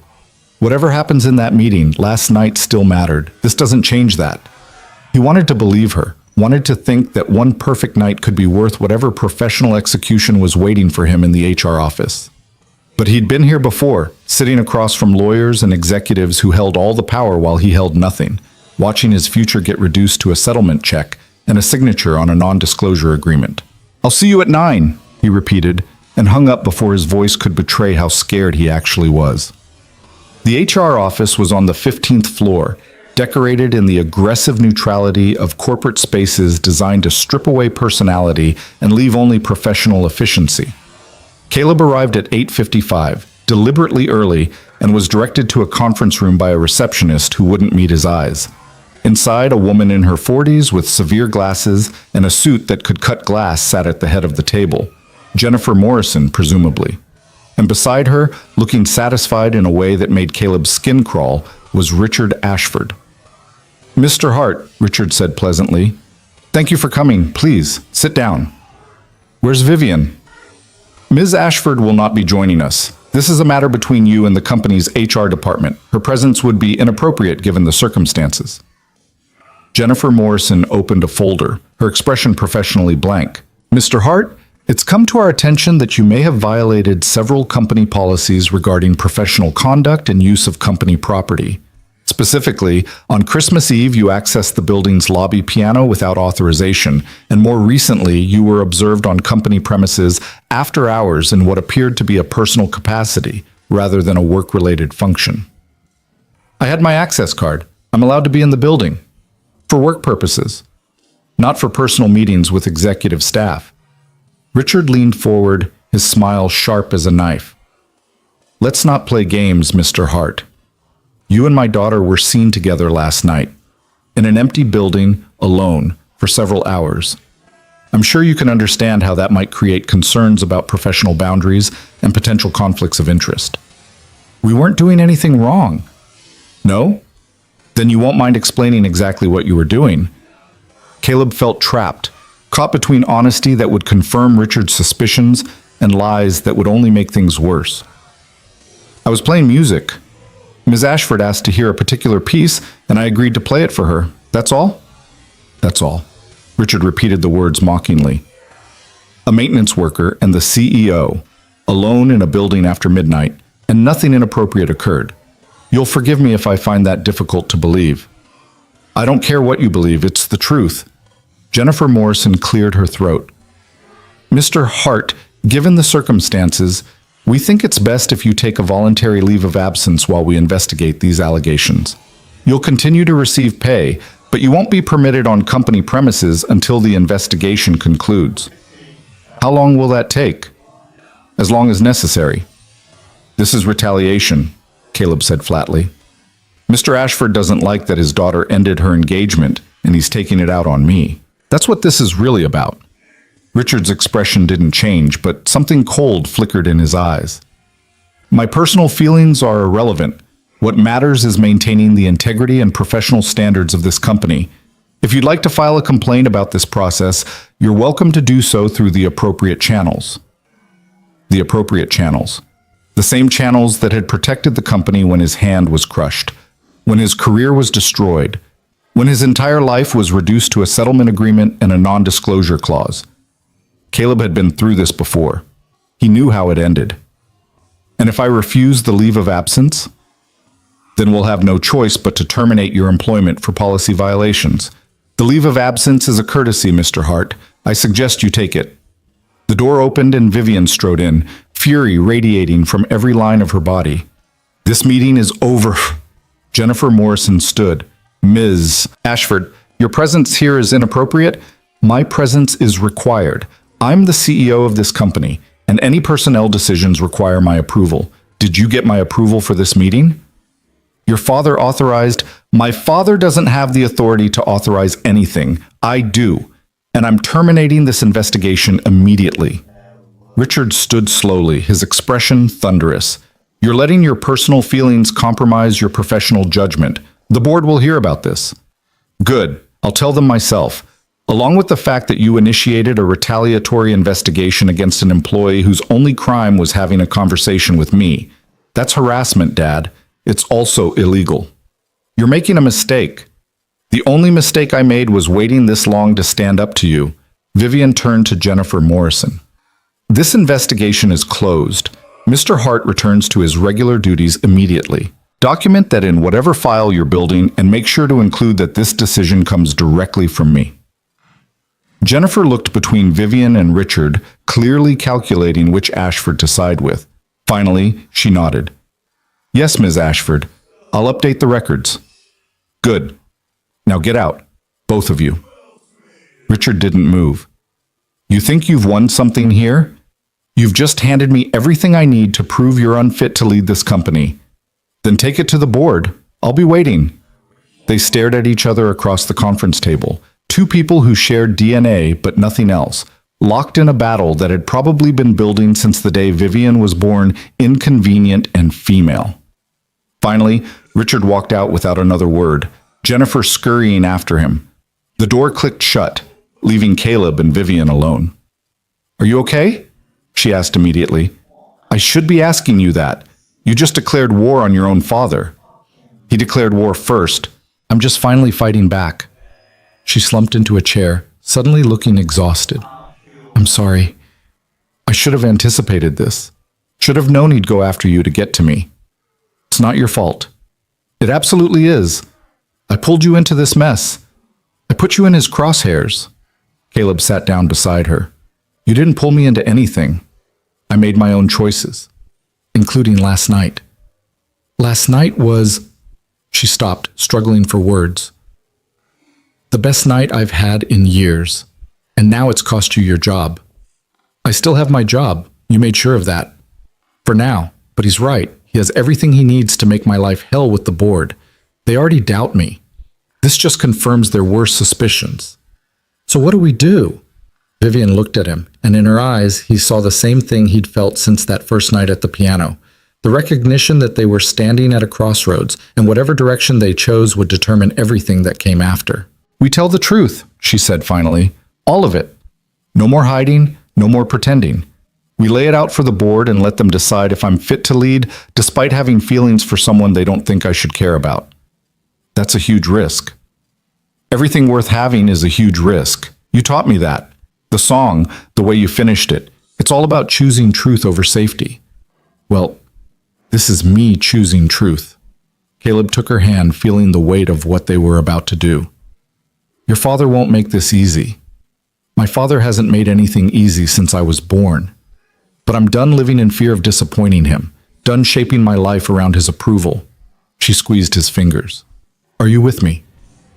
He thought about Maisie, about the small, safe life he'd built after everything fell apart. Thought about all the reasons this was a terrible idea, all the ways it could explode in their faces. Thought about the power differential, the professional complications, the very real possibility that this would destroy both their careers. And then he thought about the way Vivian had looked when she heard him play the song, the way she'd kissed him in the empty lobby like she was coming home, the way she was looking at him now, not like he was the help or a problem to be managed, but like he was someone worth fighting for. Yeah, he said, I'm with you. Outside the conference room, Richard Ashford was probably already making calls, assembling his case, preparing to burn down everything his daughter had built. The board meeting would be brutal. The professional fallout would be severe. Nothing about this was going to be easy. But Caleb had learned something in the years since the accident shattered his hand and his dreams, that sometimes the only way forward was through the pain, through the fear, through the impossible complications that threatened to crush you. Sometimes you had to play the song even when it hurt. Sometimes you had to choose truth even when lies were safer. And sometimes, against all odds and all logic, you had to believe that love, Real love, the kind worth risking everything for, was worth the fight, even if it destroyed you in the trying.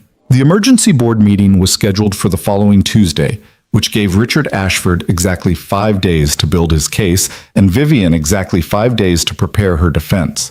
She spent those days buried in files, pulling together documentation of every decision she'd made as CEO, every successful quarter, every strategic move that had increased shareholder value.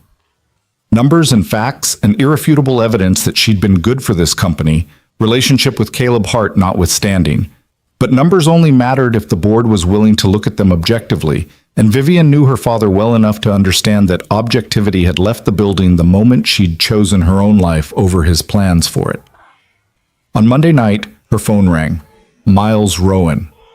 "I heard through the grapevine that you're in some trouble," he said without preamble.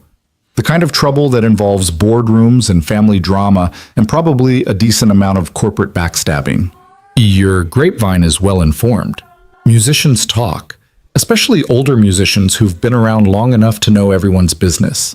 You want to tell me what's really going on? Vivian found herself explaining everything. The song, the investigation, her father's retaliation, the choice she'd made to fight instead of hide.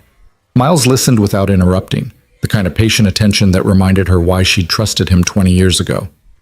"So you're going to war with your own father over a man you barely know," Miles said when she finished.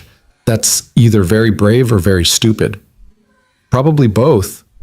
"Good. The best decisions usually are." He paused, and she heard papers rustling in the background.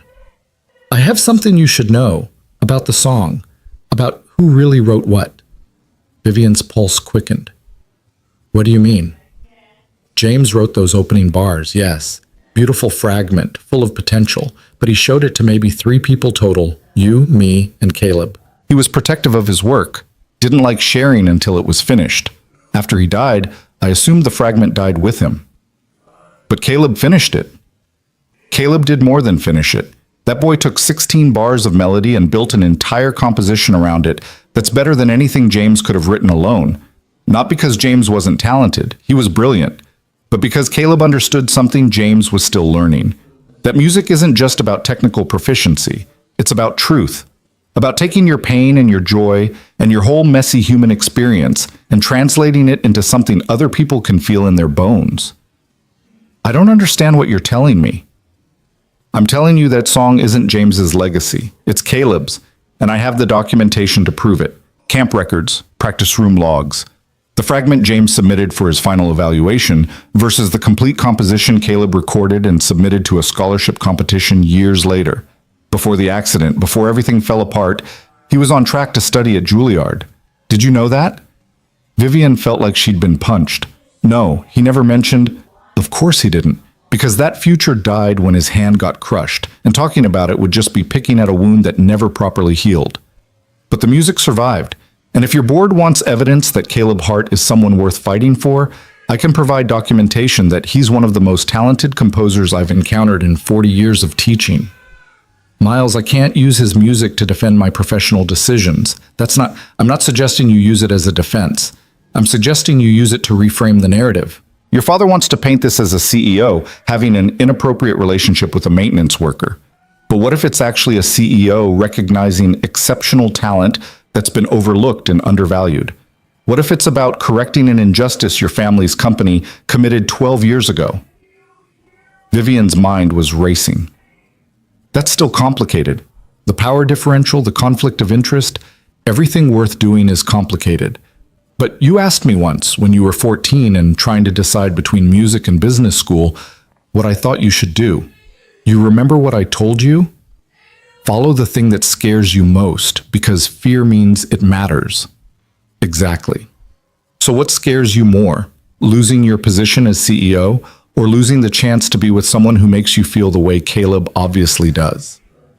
The answer should have been obvious. The CEO position was everything she'd worked for, everything she'd sacrificed to achieve. Losing it would mean admitting her father was right, that she couldn't handle the pressure, that choosing herself over duty was a mistake. But the thought of losing Caleb, of going back to the carefully controlled life she'd built where nothing touched her deeply enough to hurt, that scared her more than any boardroom battle. I need to think about this, she said finally. Don't think too long. Sometimes the only way through is to stop calculating the odds and just jump. After Miles hung up, Vivian sat in her penthouse office staring at the city lights and thinking about jumps, about leaps of faith, about the distance between who she'd been groomed to become and who she might actually be if she stopped performing and started living. Her phone buzzed with a text from Caleb. Maisie wants to know if you'd like to come to dinner tomorrow night. No pressure. She's just been asking about the pretty lady who made her dad smile. Vivian looked at the message for a long time. Tomorrow night was the evening before the board meeting. She should be preparing, rehearsing her presentation, making sure every argument was airtight. Having dinner with Caleb and his daughter was the opposite of strategic. It was personal and messy, and exactly the kind of thing her father would use as evidence of her compromised judgment. She texted back, "I'd love to. What time?" Caleb's apartment looked different in the early evening light, less shabby and more lived in, full of the kind of comfortable chaos that came from actually using a space instead of just displaying it. Maisie had insisted on setting the table with mismatched plates and a centerpiece made from construction paper flowers, and she answered the door wearing an apron that was 3 sizes too big and covered in flour. "Dad's making spaghetti," she announced proudly. "And I made garlic bread, but some of it got burned, so we had to throw those pieces away and start over." "I'm sure it'll be delicious," Vivian said, charmed despite herself. "Are you really a CEO? Dad said that means you're in charge of the whole company." "That's right." "That sounds hard. Do you have to tell people what to do all the time?" "Sometimes." "I wouldn't like that. I prefer when people just do things because they want to, not because someone told them to." Maisie grabbed Vivian's hand and pulled her toward the kitchen. "Come see our fort. We added a new wing this weekend with a secret passage." The blanket fort had indeed grown, now occupying a significant portion of the living room and featuring architectural ambitions that defied structural logic. Caleb was in the kitchen, stirring sauce and looking flustered in the way of single parents who'd agreed to dinner guests before remembering they didn't actually know how to cook for anyone but a 7-year-old with limited culinary expectations. "It's just spaghetti," he said apologetically, "and the garlic bread is a little experimental." "It's perfect," Vivian said, and meant it. Dinner was chaotic and warm, and nothing like the carefully orchestrated meals she was used to. Maisie talked non-stop about her science project and her friend Sarah, who was definitely cheating at Foursquare, and how penguins could hold their breath for 20 minutes, which she knew because she'd read it in a book and books didn't lie. Caleb interjected when necessary, corrected obvious exaggerations, and looked at his daughter with the kind of love that made Vivian's chest tight. This was what she'd been missing. Not the chaos or the mismatched plates or the slightly burned garlic bread, though those things were nice too, but the genuine connection. The sense that everyone at this table was seen and valued for who they actually were, not what they could provide or what image they projected. After dinner, Maisie insisted on showing Vivian her room, which was an explosion of books and art supplies and stuffed animals with elaborate backstories. "That's Professor Waddles. He's a scientist. And that's Lady Fluffington. She's a retired spy. And that's George. He doesn't have a job because he's still figuring out what he wants to do with his life." "George sounds very thoughtful," Vivian said seriously. "He is. Dad says it's okay to not know what you want to be yet, that sometimes it takes a long time to figure out." Maisie climbed onto her bed, hugging Professor Waddles. "Do you like my dad?" The question was so direct it took Vivian's breath away. "Yes, I do." Like? The way people do in movies? "Maybe. Is that okay with you?" Maisie considered this with the gravity of someone making an important decision. "I think so. He's been sad for a long time. Not like crying sad, but like quiet sad. The kind where you can tell something hurts, but they don't want to talk about it. But when you came to dinner, he smiled different, like he forgot to be sad for a minute." Vivian felt tears prickling at her eyes. "Your dad is a very special person." "I know. That's why I want him to be happy.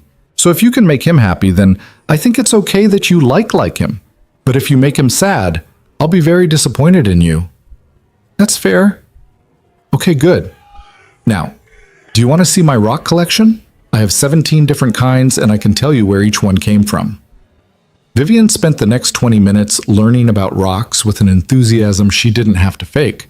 And then Caleb appeared in the doorway announcing bedtime. Maisie protested but accepted the inevitable with reasonable grace, making Vivian promise to come back soon. "I will," Vivian said, and realized she meant it. Downstairs, she helped Caleb clean up the dinner dishes in a kitchen that was barely big enough for 2 people.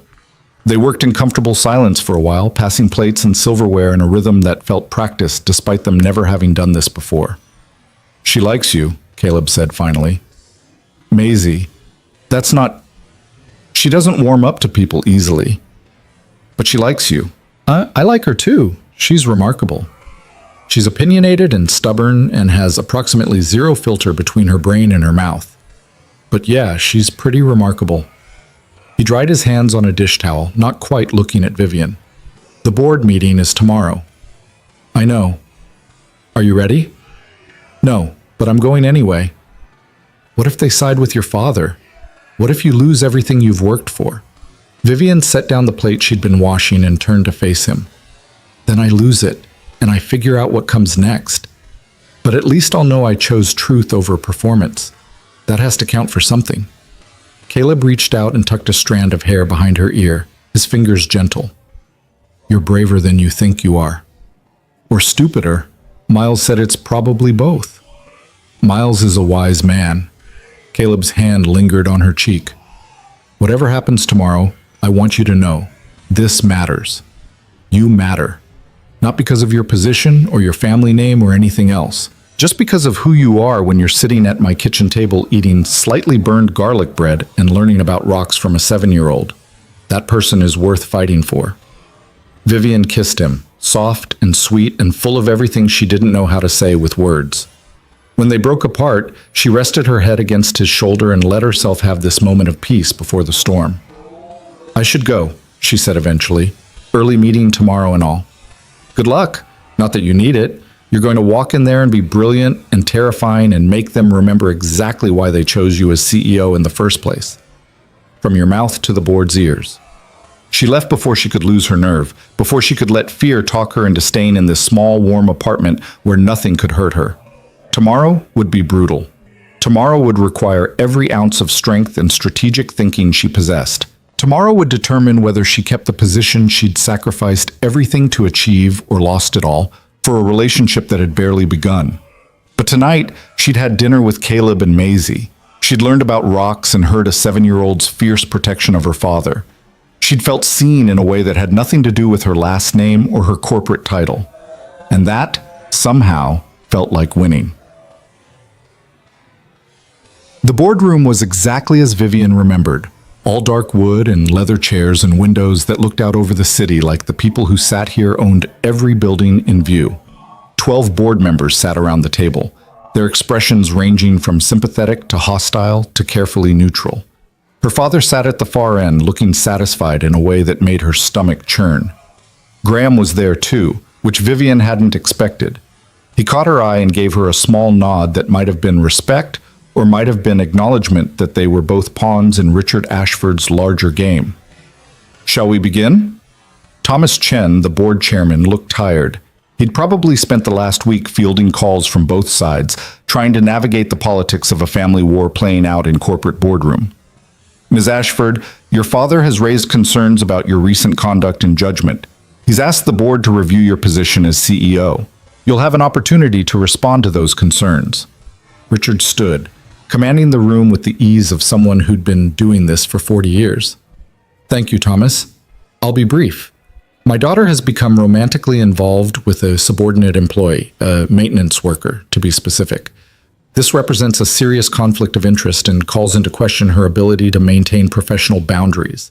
When I attempted to address this through proper HR channels, she interfered with the investigation and used her position to protect this employee from consequences." He pulled up a slide showing security footage of Vivian and Caleb in the lobby, sitting at the piano. Another slide showing them leaving the building together at 2 in the morning.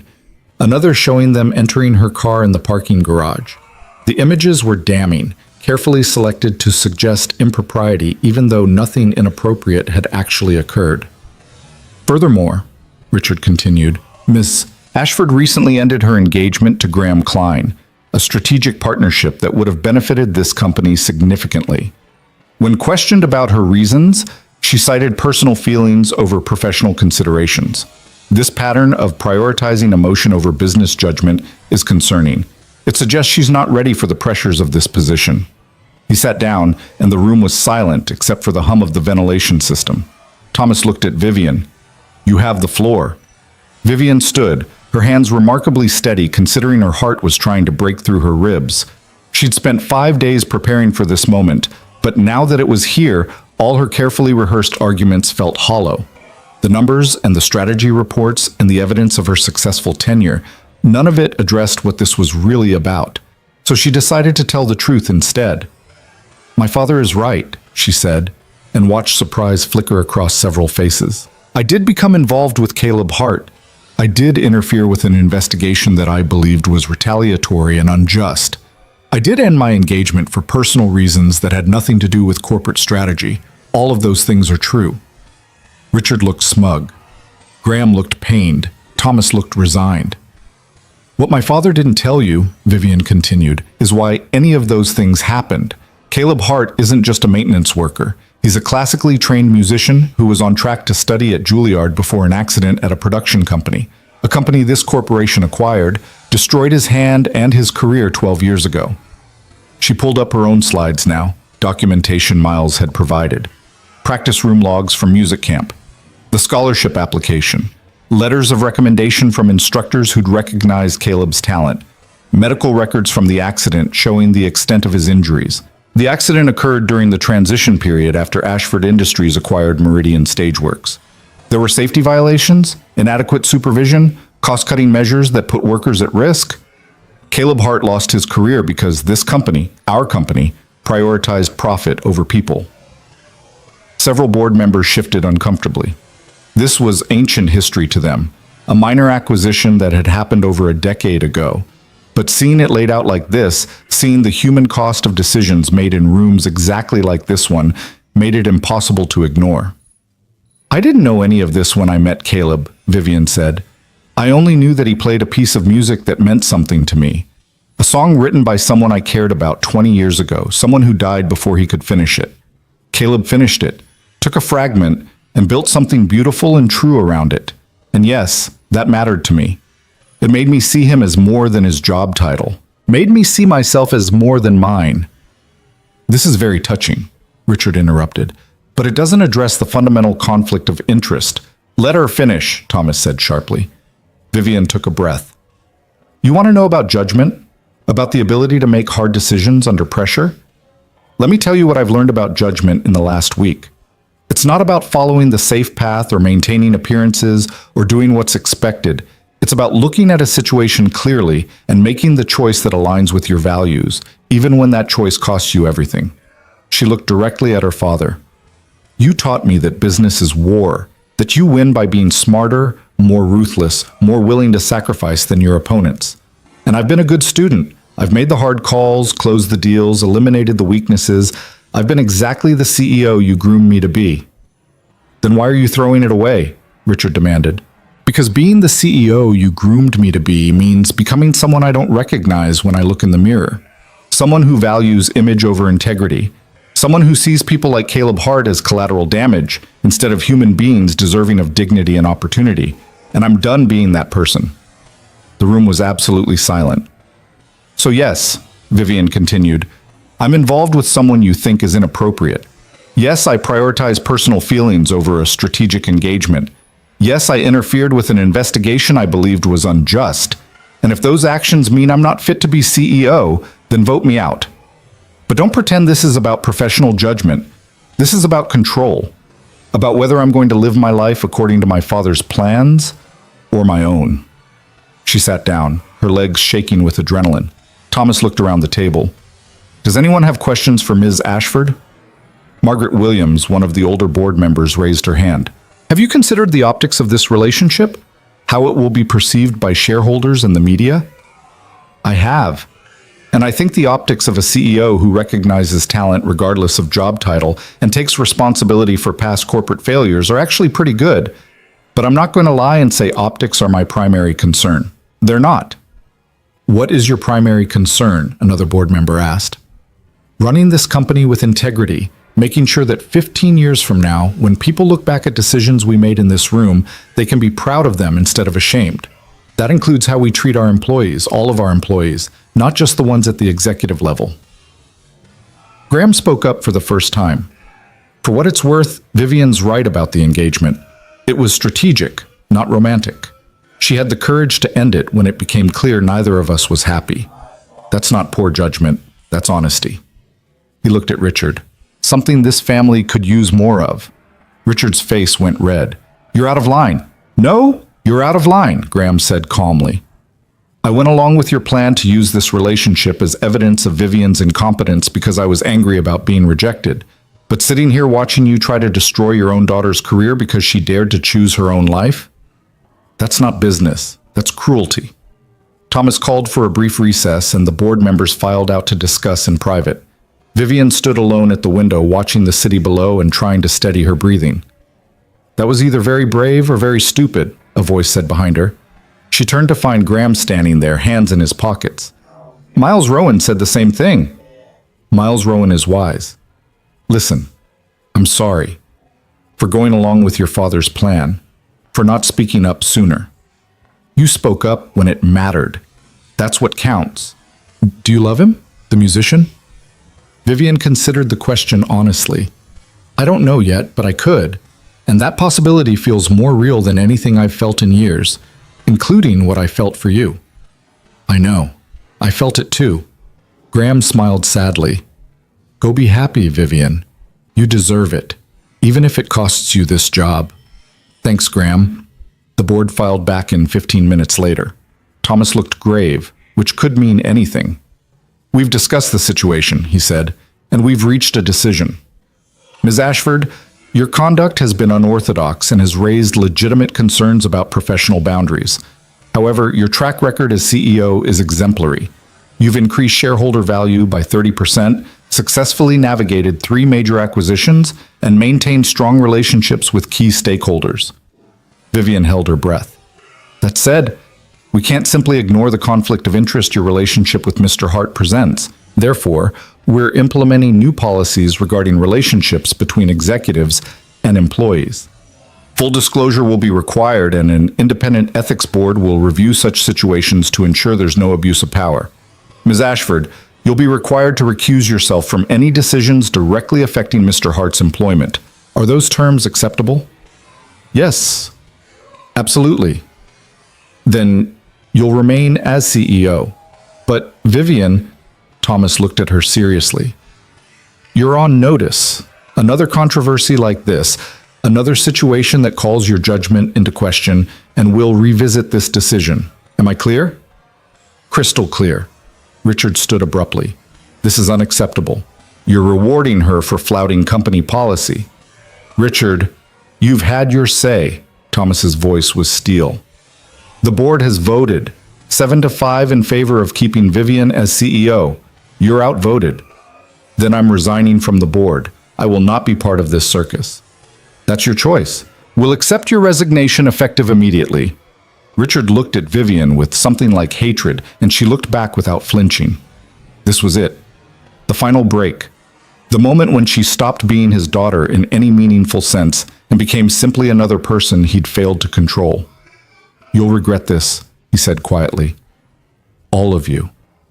He walked out without another word, and the door closing behind him sounded like the end of an era. Thomas adjourned the meeting, and board members filed out, some offering Vivian congratulations, others avoiding eye contact. She stood there feeling hollowed out and filled up at the same time, like she'd survived something that should have killed her and wasn't quite sure what to do with being alive. Her phone buzzed. Caleb. How did it go? She texted back, I still have a job, and my father resigned from the board. That's good, right? That's complicated. Can I see you tonight? Always. Vivian left the boardroom and took the elevator down to the lobby. The piano sat in its corner, patient as ever, and she found herself walking toward it. The building was mostly empty, the workday winding down, and when she sat on the bench and lifted the fallboard, No one was around to tell her she shouldn't. She played the first 16 bars of James's melody, the only part she remembered clearly. Her technique was rusty, her fingers stumbling over chord changes she'd once known by heart. But the music was still there, waiting underneath the years of neglect. The elevator chimed and Caleb stepped out, still in his work clothes, looking worried until he saw her sitting at the piano. Then his expression softened into something that made her heart skip. "You played," he said, coming to stand beside her. "Just the beginning. I don't remember the rest. I could teach you, if you wanted. I'd like that." Caleb sat down beside her on the bench, their shoulders touching. "You really kept your job?" "I really did, though I suspect the next few months will be brutal. My father will find ways to make my life difficult, and the board will be watching for any misstep. So what you're saying is we should probably keep things quiet for a while. Professional. No more late-night piano sessions." Vivian turned to look at him. "Actually, what I'm saying is that I'm done hiding. I fought for this, for the right to choose my own life, and if I immediately go back to pretending and performing, then what was the point? The point is keeping your job, not risking everything we just won. We won the right to be honest, Caleb, not the right to be comfortable." She took his hand. "I'm not asking you to be reckless. I'm just asking you to be real. To let this, whatever this is between us, exist in daylight instead of shadows." Caleb was quiet for a long moment, and Vivian could see him calculating risks, weighing consequences, trying to protect both of them from the complications ahead. Then he smiled, and it was the real smile Maisie had talked about, the one that forgot to be sad. "Okay," he said, "daylight it is." He kissed her there in the lobby where anyone could see, and Vivian kissed him back without worrying about security cameras or board members or her father's inevitable retaliation. For the first time in her adult life, she was choosing what she wanted over what was expected. And if that made her a fool, then at least she was an honest one. The song had brought them together. James's fragment finished by Caleb's grief and talent, played in a moment of vulnerability and heard by someone who understood its weight. But what came next was theirs to write. No ghost melodies or borrowed legacies, just two people choosing each other despite the odds. And that, Vivian thought, as Caleb's hand found hers, was a beginning worth fighting for. The retaliation started 3 days after the board meeting. Not with anything as obvious as another investigation or a direct attack, but with the kind of subtle corporate warfare Richard Ashford had perfected over 40 years in business. Leaked emails to financial journalists questioning Vivian's leadership decisions. Anonymous tips to gossip columns about the CEO's inappropriate relationship with a subordinate. Quiet conversations with major investors suggesting that perhaps Ashford Industries needed more experienced guidance. Vivian had expected this. What she hadn't expected was how vicious it would get. How quickly the narrative would twist from a CEO making her own choices to a woman too emotional to handle the pressures of leadership. The headlines were brutal, the opinion pieces worse, and by the end of the first week, her approval rating among shareholders had dropped 12 points. "You could fix this," Thomas Chen told her during an emergency call. "Public statement, clarify that the relationship ended, that you've recommitted to keeping your personal and professional lives separate. Give them the reassurance they're looking for." "You mean lie?" "I mean manage the situation before it becomes unmanageable." Vivian looked out her office window at the city below, thinking about all the ways she could make this easier. End things with Caleb before they'd really begun. Claim it had been a lapse in judgment, quickly corrected. Go back to being the CEO everyone expected her to be, cold, controlled, married to the job in every way that mattered. "No," she said. "I'm not lying about this. If the shareholders want me out because I'm in a relationship with someone they don't approve of, then that's their choice. But I'm not going to pretend to be someone I'm not just to keep them comfortable." Thomas sighed. "You're making this harder than it needs to be." "Maybe. Or maybe I'm finally making it as honest as it should have been all along." She hung up and immediately called Caleb. He answered on the second ring, and she could hear Maisie singing something in the background about dinosaurs and breakfast cereal. "Hey," he said, and just the warmth in his voice made some of the tension in her shoulders ease. "How's the war going?" "We're losing. The press is eating me alive, the shareholders are getting nervous, and I have 3 board members who've started making noises about calling another review meeting. So, standard Tuesday in the corporate world. Despite everything, she laughed. How are you so calm about this? Because I've already lost everything once.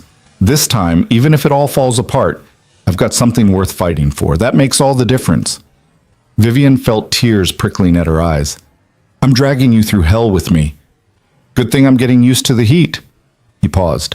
Listen, Maisie and I are making pancakes that are probably going to be terrible because she insists on adding chocolate chips and bananas, and I think I saw her eyeing the gummy bears.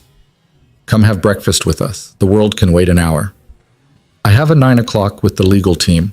Vivian, come have terrible pancakes with us. Please. She looked at her calendar, at the meetings stacked back to back, at the careful choreography of a day designed to prove she could handle the pressure. Then she thought about Maisie's construction paper flowers and Caleb's rare, real smiles and the way it felt to be in that small, warm apartment where her last name didn't matter.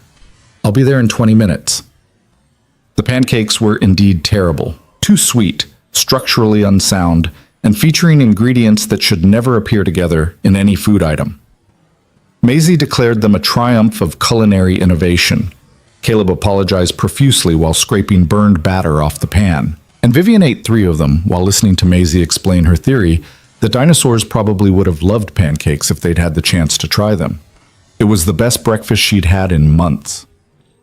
Dad says people are being mean to you because of us, Maisie said suddenly, her face serious. Is that true? Vivian looked at Caleb, who mouthed sorry and looked helpless. Some people are saying unkind things, yes, but that's not because of you. It's because they don't understand that sometimes the rules people make don't account for real life being complicated. Are you sad about it? Sometimes. But I'm also happy about other things, like getting to eat experimental pancakes with you. Maisie considered this. Sarah's mom says you should follow your heart even when it's scary. She said that when Sarah wanted to quit piano but didn't want to disappoint her teacher. Do you think that's true? I think Sarah's mom is very wise. Good. Because I think you should keep following your heart, even if people are mean about it. Because my dad's happy now, and that matters more than what mean people think. Vivian felt something crack open in her chest, the kind of emotional honesty that only children could deliver without artifice or agenda. Thank you, Maisie. That really helps. After breakfast, while Maisie was getting ready for school, Caleb walked Vivian to her car. The morning was cold and crisp, the kind of January day that made you believe in fresh starts even when everything else suggested otherwise. She's not wrong, you know, Caleb said, about following your heart, though I'm biased since I'm the beneficiary of you doing exactly that. Your daughter is remarkable. She gets it from her mother. He said it casually, but Vivian caught the flash of old pain. He'd never talked much about Maisie's mom, just mentioned in passing that she'd left when Maisie was 2, that it had been just the 2 of them ever since. Do you want to talk about her? Your ex? Caleb leaned against the car, hands in his pockets. Not much to tell. We were young, broke, both dealing with trauma we didn't have the tools to process. The accident, the medical bills, the destroyed career, it was too much. She stayed as long as she could, and then she couldn't anymore. I don't blame her for leaving. I just wish she'd stayed in touch with Maisie, but that ship sailed a long time ago. I'm sorry. Don't be. If she'd stayed, we would have made each other miserable trying to fix something that was fundamentally broken. Sometimes the kindest thing you can do is admit when something isn't working and let it end. He looked at her seriously. Which is why I need to ask, is this working? Because if the cost is too high, if keeping me around is going to destroy everything you've built, then maybe we need to... Don't. Vivian grabbed his hand. Don't finish that sentence. Yes, this is hard. Yes, there are costs I didn't fully anticipate. But you asked if it's working, and the answer is yes. Being with you, being part of this... She gestured at the apartment building, at the life he'd built with Maisie. This is the first thing that's felt real in longer than I can remember. So please don't ask me to give it up to make things easier. Caleb pulled her close, and she buried her face in his shoulder, breathing in the scent of pancake batter and laundry detergent and home. Okay, he said quietly. Then we fight. Together. Together, she agreed. But fighting together turned out to be more complicated than either of them had anticipated. The media storm intensified, with photographers camping outside Caleb's apartment building and Vivian's penthouse, looking for shots they could use to craft whatever narrative sold papers. Maisie started having nightmares about strangers with cameras. Caleb got calls from lawyers claiming to represent his interests, but actually fishing for information they could sell. And Vivian watched her approval ratings continue to slide as the board members who'd voted to keep her started questioning that decision. 2 weeks after the board meeting, things came to a head. Richard Ashford gave an interview to a major business publication, carefully worded to avoid legal liability but devastating in its implications. He talked about the challenges of grooming a successor who wasn't ready for the pressures of leadership, about difficult decisions made to protect shareholder value, about the importance of maintaining professional standards even when personal feelings complicated matters. He never mentioned Vivian by name. He didn't have to. The article ran on a Thursday morning. By Thursday afternoon, 3 major investors had called emergency meetings to discuss concerns about current leadership. By Thursday evening, Graham Klein showed up at Vivian's office unannounced. "You look terrible," he said bluntly. "Thank you, that's exactly what I needed to hear right now." "I'm serious. When's the last time you slept? Ate something that wasn't coffee?" Vivian tried to remember and couldn't. "I'm fine." "You're not fine. You're running yourself into the ground trying to prove you can handle this, and it's not working. The harder you fight, the more they see someone who's in over her head. So what am I supposed to do? Give up? Let my father win? No, you're supposed to change the game." Graham sat down across from her desk. "Your father is playing the long game. Death by 1,000 cuts, destroying your credibility piece by piece until the board has no choice but to remove you. You can't win that game playing defense. You need to go on offense." "I'm listening." "The original accident, the one that injured Caleb, your father's company was responsible, and they covered it up with settlements and NDAs. What if you uncovered that? What if you made it public that Ashford Industries has been hiding safety violations and worker injuries for years?" Vivian stared at him.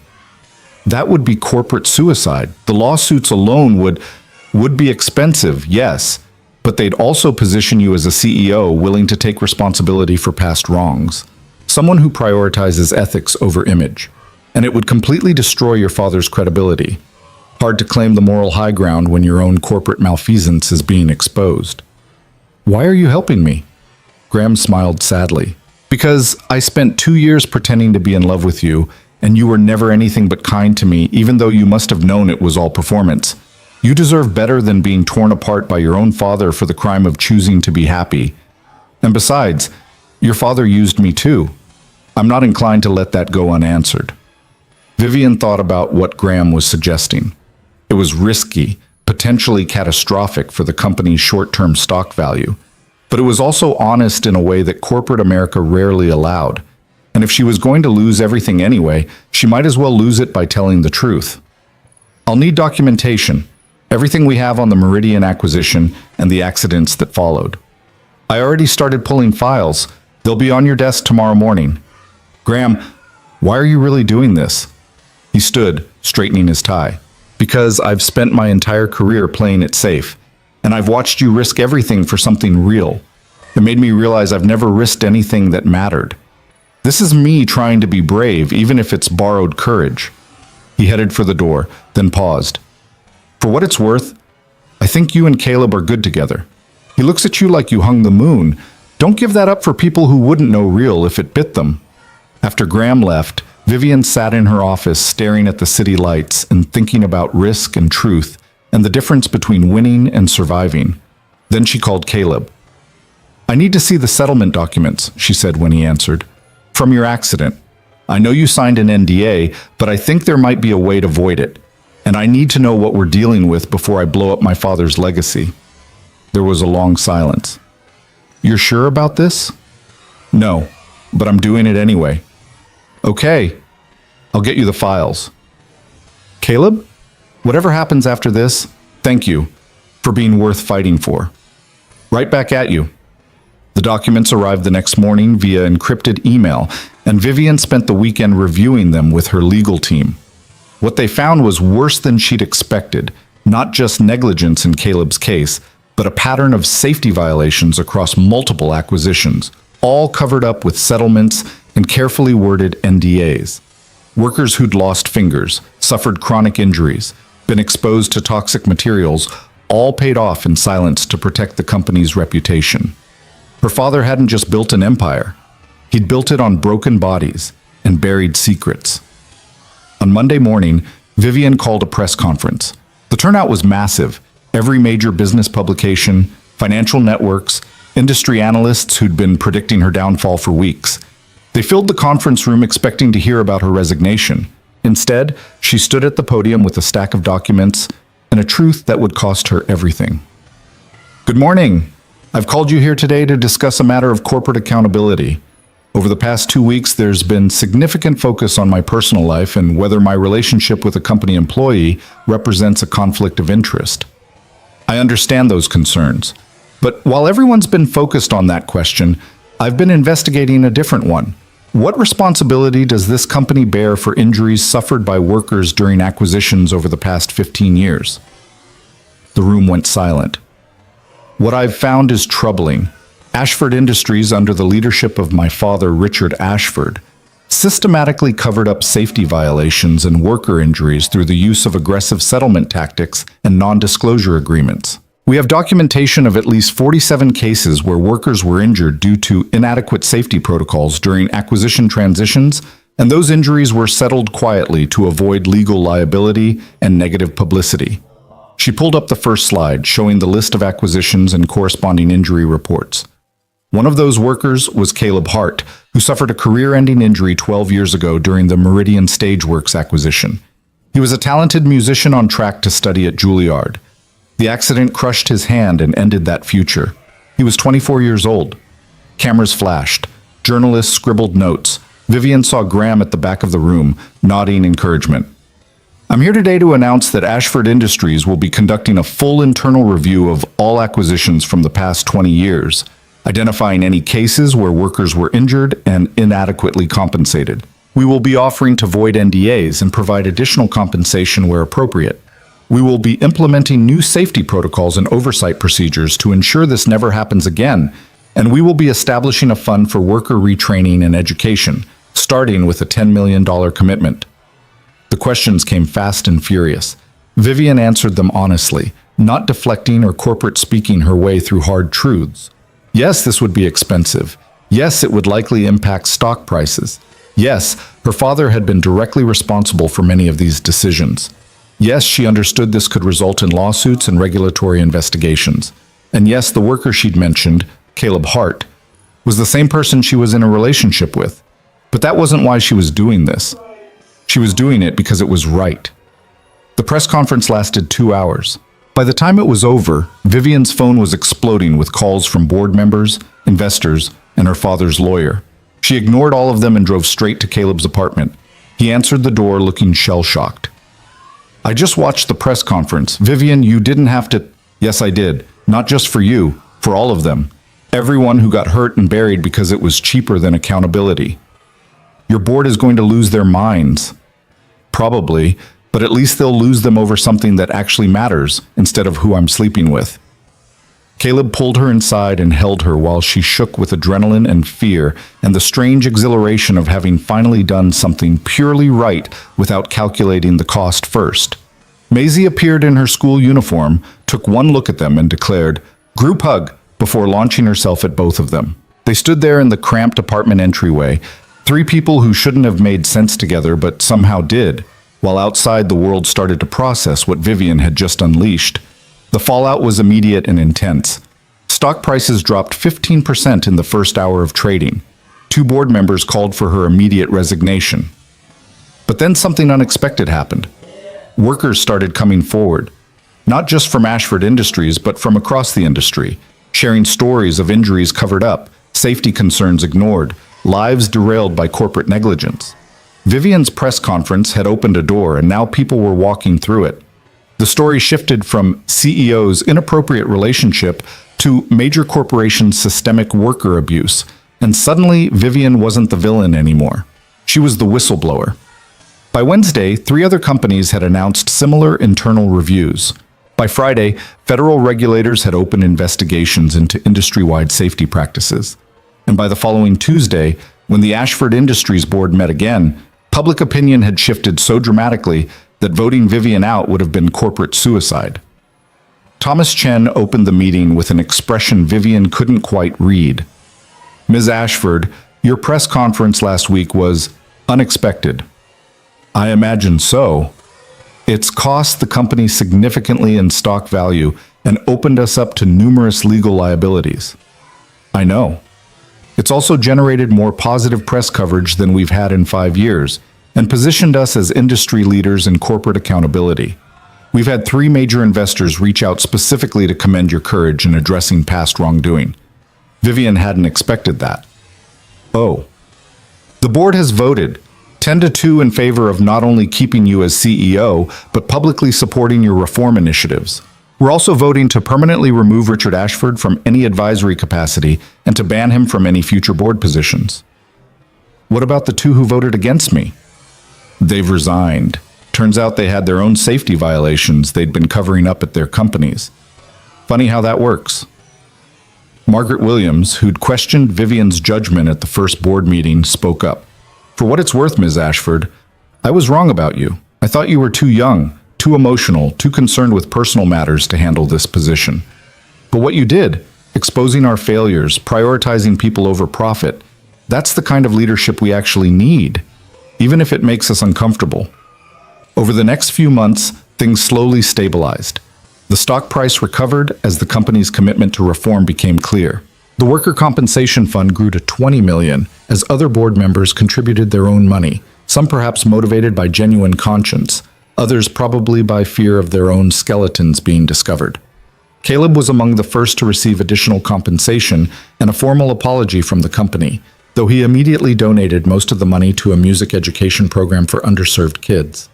Richard Ashford tried one last time to undermine Vivian, giving an interview where he painted himself as the victim of his ungrateful daughter's ambition.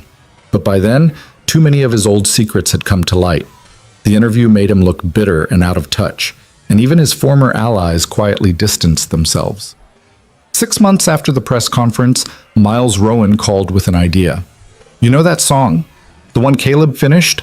I've been thinking about it. About what it represents. 2 artists separated by tragedy, legacy carried forward through love and loss. That's a story worth sharing. What are you suggesting?" "A concert, a fundraiser for the Worker Compensation Fund and the Music Education Program. Caleb plays the complete composition, we tell the story behind it, we make something beautiful out of all this pain. What do you think?" Vivian thought about it and realized it was perfect. A way to transform everything that had happened into something that mattered beyond corporate politics and family warfare.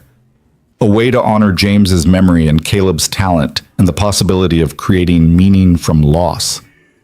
"I think it's brilliant. But you should ask Caleb, it's his decision."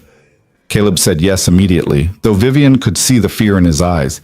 He hadn't performed publicly since before the accident, hadn't put his music out in the world where it could be judged and found wanting. But he was ready to try. The concert was scheduled for a year to the day after the Christmas party where this all began. They held it in the Ashford Industries lobby, the same space where Vivian had first heard the melody that changed everything. The piano had been tuned and restored, the lobby transformed into an intimate concert venue with seating for 200 people. Tickets sold out in hours. The guest list included everyone from board members to maintenance staff, journalists who'd covered the story to workers who'd benefited from the compensation fund. Maisie sat in the front row wearing a dress she'd picked out herself, holding Professor Waddles for moral support. Vivian stood at the back, too nervous to sit, watching as Miles took the stage to introduce the evening. He told the story simply and honestly. James's fragment, his death, Caleb's completion of the song years later, the accident that crushed his hand, the long road to this moment. By the time he finished, there wasn't a dry eye in the room. Then Caleb walked out, and Vivian's heart felt too big for her chest. He looked terrified and determined, his hands shaking slightly as he sat at the bench. He spoke directly to the audience, his voice quiet but clear. "I wrote this song for a friend who didn't live long enough to finish it himself. For years I thought it was private, something just between me and his memory. But then someone heard it, his eyes found Vivian's, and reminded me that music isn't meant to be hoarded. It's meant to be shared, even when sharing it hurts. He placed his hands on the keys. This is for James, for everyone who's lost something they thought defined them, and for everyone who's found the courage to build something new from the pieces. The opening notes filled the lobby, James's melody pure and clear and achingly young. Then Caleb's composition took over. Everything he'd poured into those bars, grief and rage and resilience and hope. The middle section built to that harsh dissonance, making the audience lean forward, making them feel the weight of dreams deferred and futures crushed. And then the transformation, the gradual softening into something that acknowledged pain without being consumed by it. But this time, Caleb had added something new. In the final section, after the return to James's melody, he'd written an ending that hadn't existed before. It started as a simple variation on the opening theme, but then it grew into something entirely original, a conversation between what was lost and what was found, between grief and gratitude, between the boy who'd written those first bars and the man who'd carried them forward through 20 years and countless trials. It was a love song, Vivian realized, not romantic love, though that was part of it, but love is a larger force. The love that made you finish a dead friend's song, that made you keep going when everything fell apart, that made you risk everything for the possibility of connection. Love is an act of defiance against a world that wanted to reduce you to your worst moments and biggest failures. The final chord resonated through the lobby, and for a moment there was absolute silence. Then the applause started, building until it shook the marble floors and the glass walls and the carefully constructed corporate facade that had never been equipped to hold this much raw human emotion. Caleb stood and bowed, tears streaming down his face, and Maisie launched herself at the stage to hug him while the audience laughed and cried and applauded harder. Miles wiped his eyes. Graham, sitting near the front, stood and started a standing ovation that spread through the crowd until everyone was on their feet. And Vivian stood at the back of the room, watching the man she loved accept recognition for something beautiful he'd created from tragedy, and felt something settle in her chest. This was what winning actually looked like. Not perfect, not without cost, but real and true, and worth every sacrifice it had taken to get here. After the concert, there was a reception. Donors mingled with workers, executives talked to maintenance staff, and for one evening, the carefully maintained hierarchies of corporate life dissolved into something more human. Caleb was surrounded by people wanting to congratulate him, to share their own stories of loss and persistence, to thank him for creating something that spoke to their experiences. Vivian watched from a distance, giving him space to shine without her presence complicating the narrative. But then Maisie appeared at her elbow. "You should be up there with him," she said seriously. "You're part of the story too. This is his moment." "It's both of your moment. Come on." Maisie grabbed her hand and pulled her through the crowd until they reached Caleb. He saw them coming and his whole face lit up, that real smile that forgot to be sad. And he reached for Vivian's hand like it was the most natural thing in the world. "There you are," he said. "I was looking for you. You were surrounded by admirers. I didn't want to interrupt." "You could never interrupt." He pulled her close, not caring who saw, not worried about optics or professional boundaries or any of the things that had once seemed so important. "None of this happens without you. You know that, right? You hearing that song, you pushing me to share it, you fighting for the truth, even when it cost you everything. That's what made this possible. You did the hard part, the music, the courage to perform it. That was all you. It was us. All of it. Together." Maisie tugged on both their hands. "Can we get the fancy desserts now? I've been very patient, but there are little cakes with gold on them, and I really want to try one." They laughed and let her lead them to the dessert table. And for the rest of the evening, they were just three people at a party, eating cake and talking to strangers and existing in a space where titles and hierarchies didn't matter nearly as much as genuine connection. Later that night, after Maisie had fallen asleep in the car and been carried up to her room, after the reception had ended and the lobby had been cleared, Vivian and Caleb found themselves back at the piano. The building was quiet again, the way it had been that New Year's night when everything changed. "Play it again," Vivian said softly. "The new ending. I want to hear it without 200 people crying around us. Caleb sat at the bench and she settled beside him, their shoulders touching. He played the whole piece through, but this time when he reached the new ending, she joined in. Her technique was still rusty, her fingers stumbling over the more complex passages, but she knew enough to provide harmony to his melody. They played together, two people who'd found each other through music and loss and the stubborn refusal to let either define them. When the final chord faded, Caleb turned to her. I love you. I should have said it sooner, but I was scared. Scared of what it might cost, scared of losing you, scared of... I love you too, Vivian interrupted. And I'm scared too, but I'm more scared of not saying it, of letting fear make my decisions again. So where do we go from here? Vivian thought about the question honestly. She was still CEO, still facing challenges and skeptics who thought she was too young or too emotional or too willing to prioritize people over profit. Caleb was still working maintenance, though Miles had been making noise about him teaching at the music academy, about putting his talent to use in ways that honored both his past and his future. They were still navigating a relationship complicated by power differentials and public scrutiny, and a 7-year-old who had very strong opinions about bedtimes and vegetable consumption. But they were navigating it together, and that made all the difference. I think we keep doing this, she said finally. Keep being honest.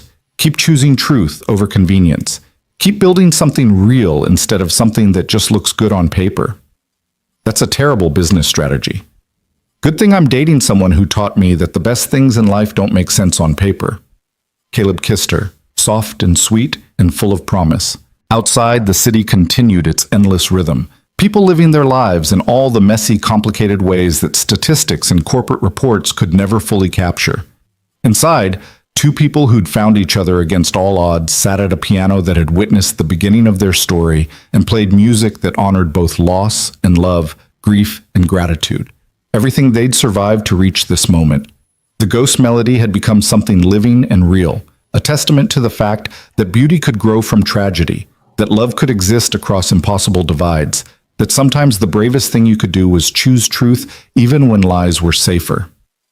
And in the quiet of the empty lobby, with moonlight streaming through the glass walls and their hands moving together over the keys, Vivian Ashford and Caleb Hart wrote the ending to their song. Not perfect, not simple, but absolutely and completely true, which was the only kind of ending worth having.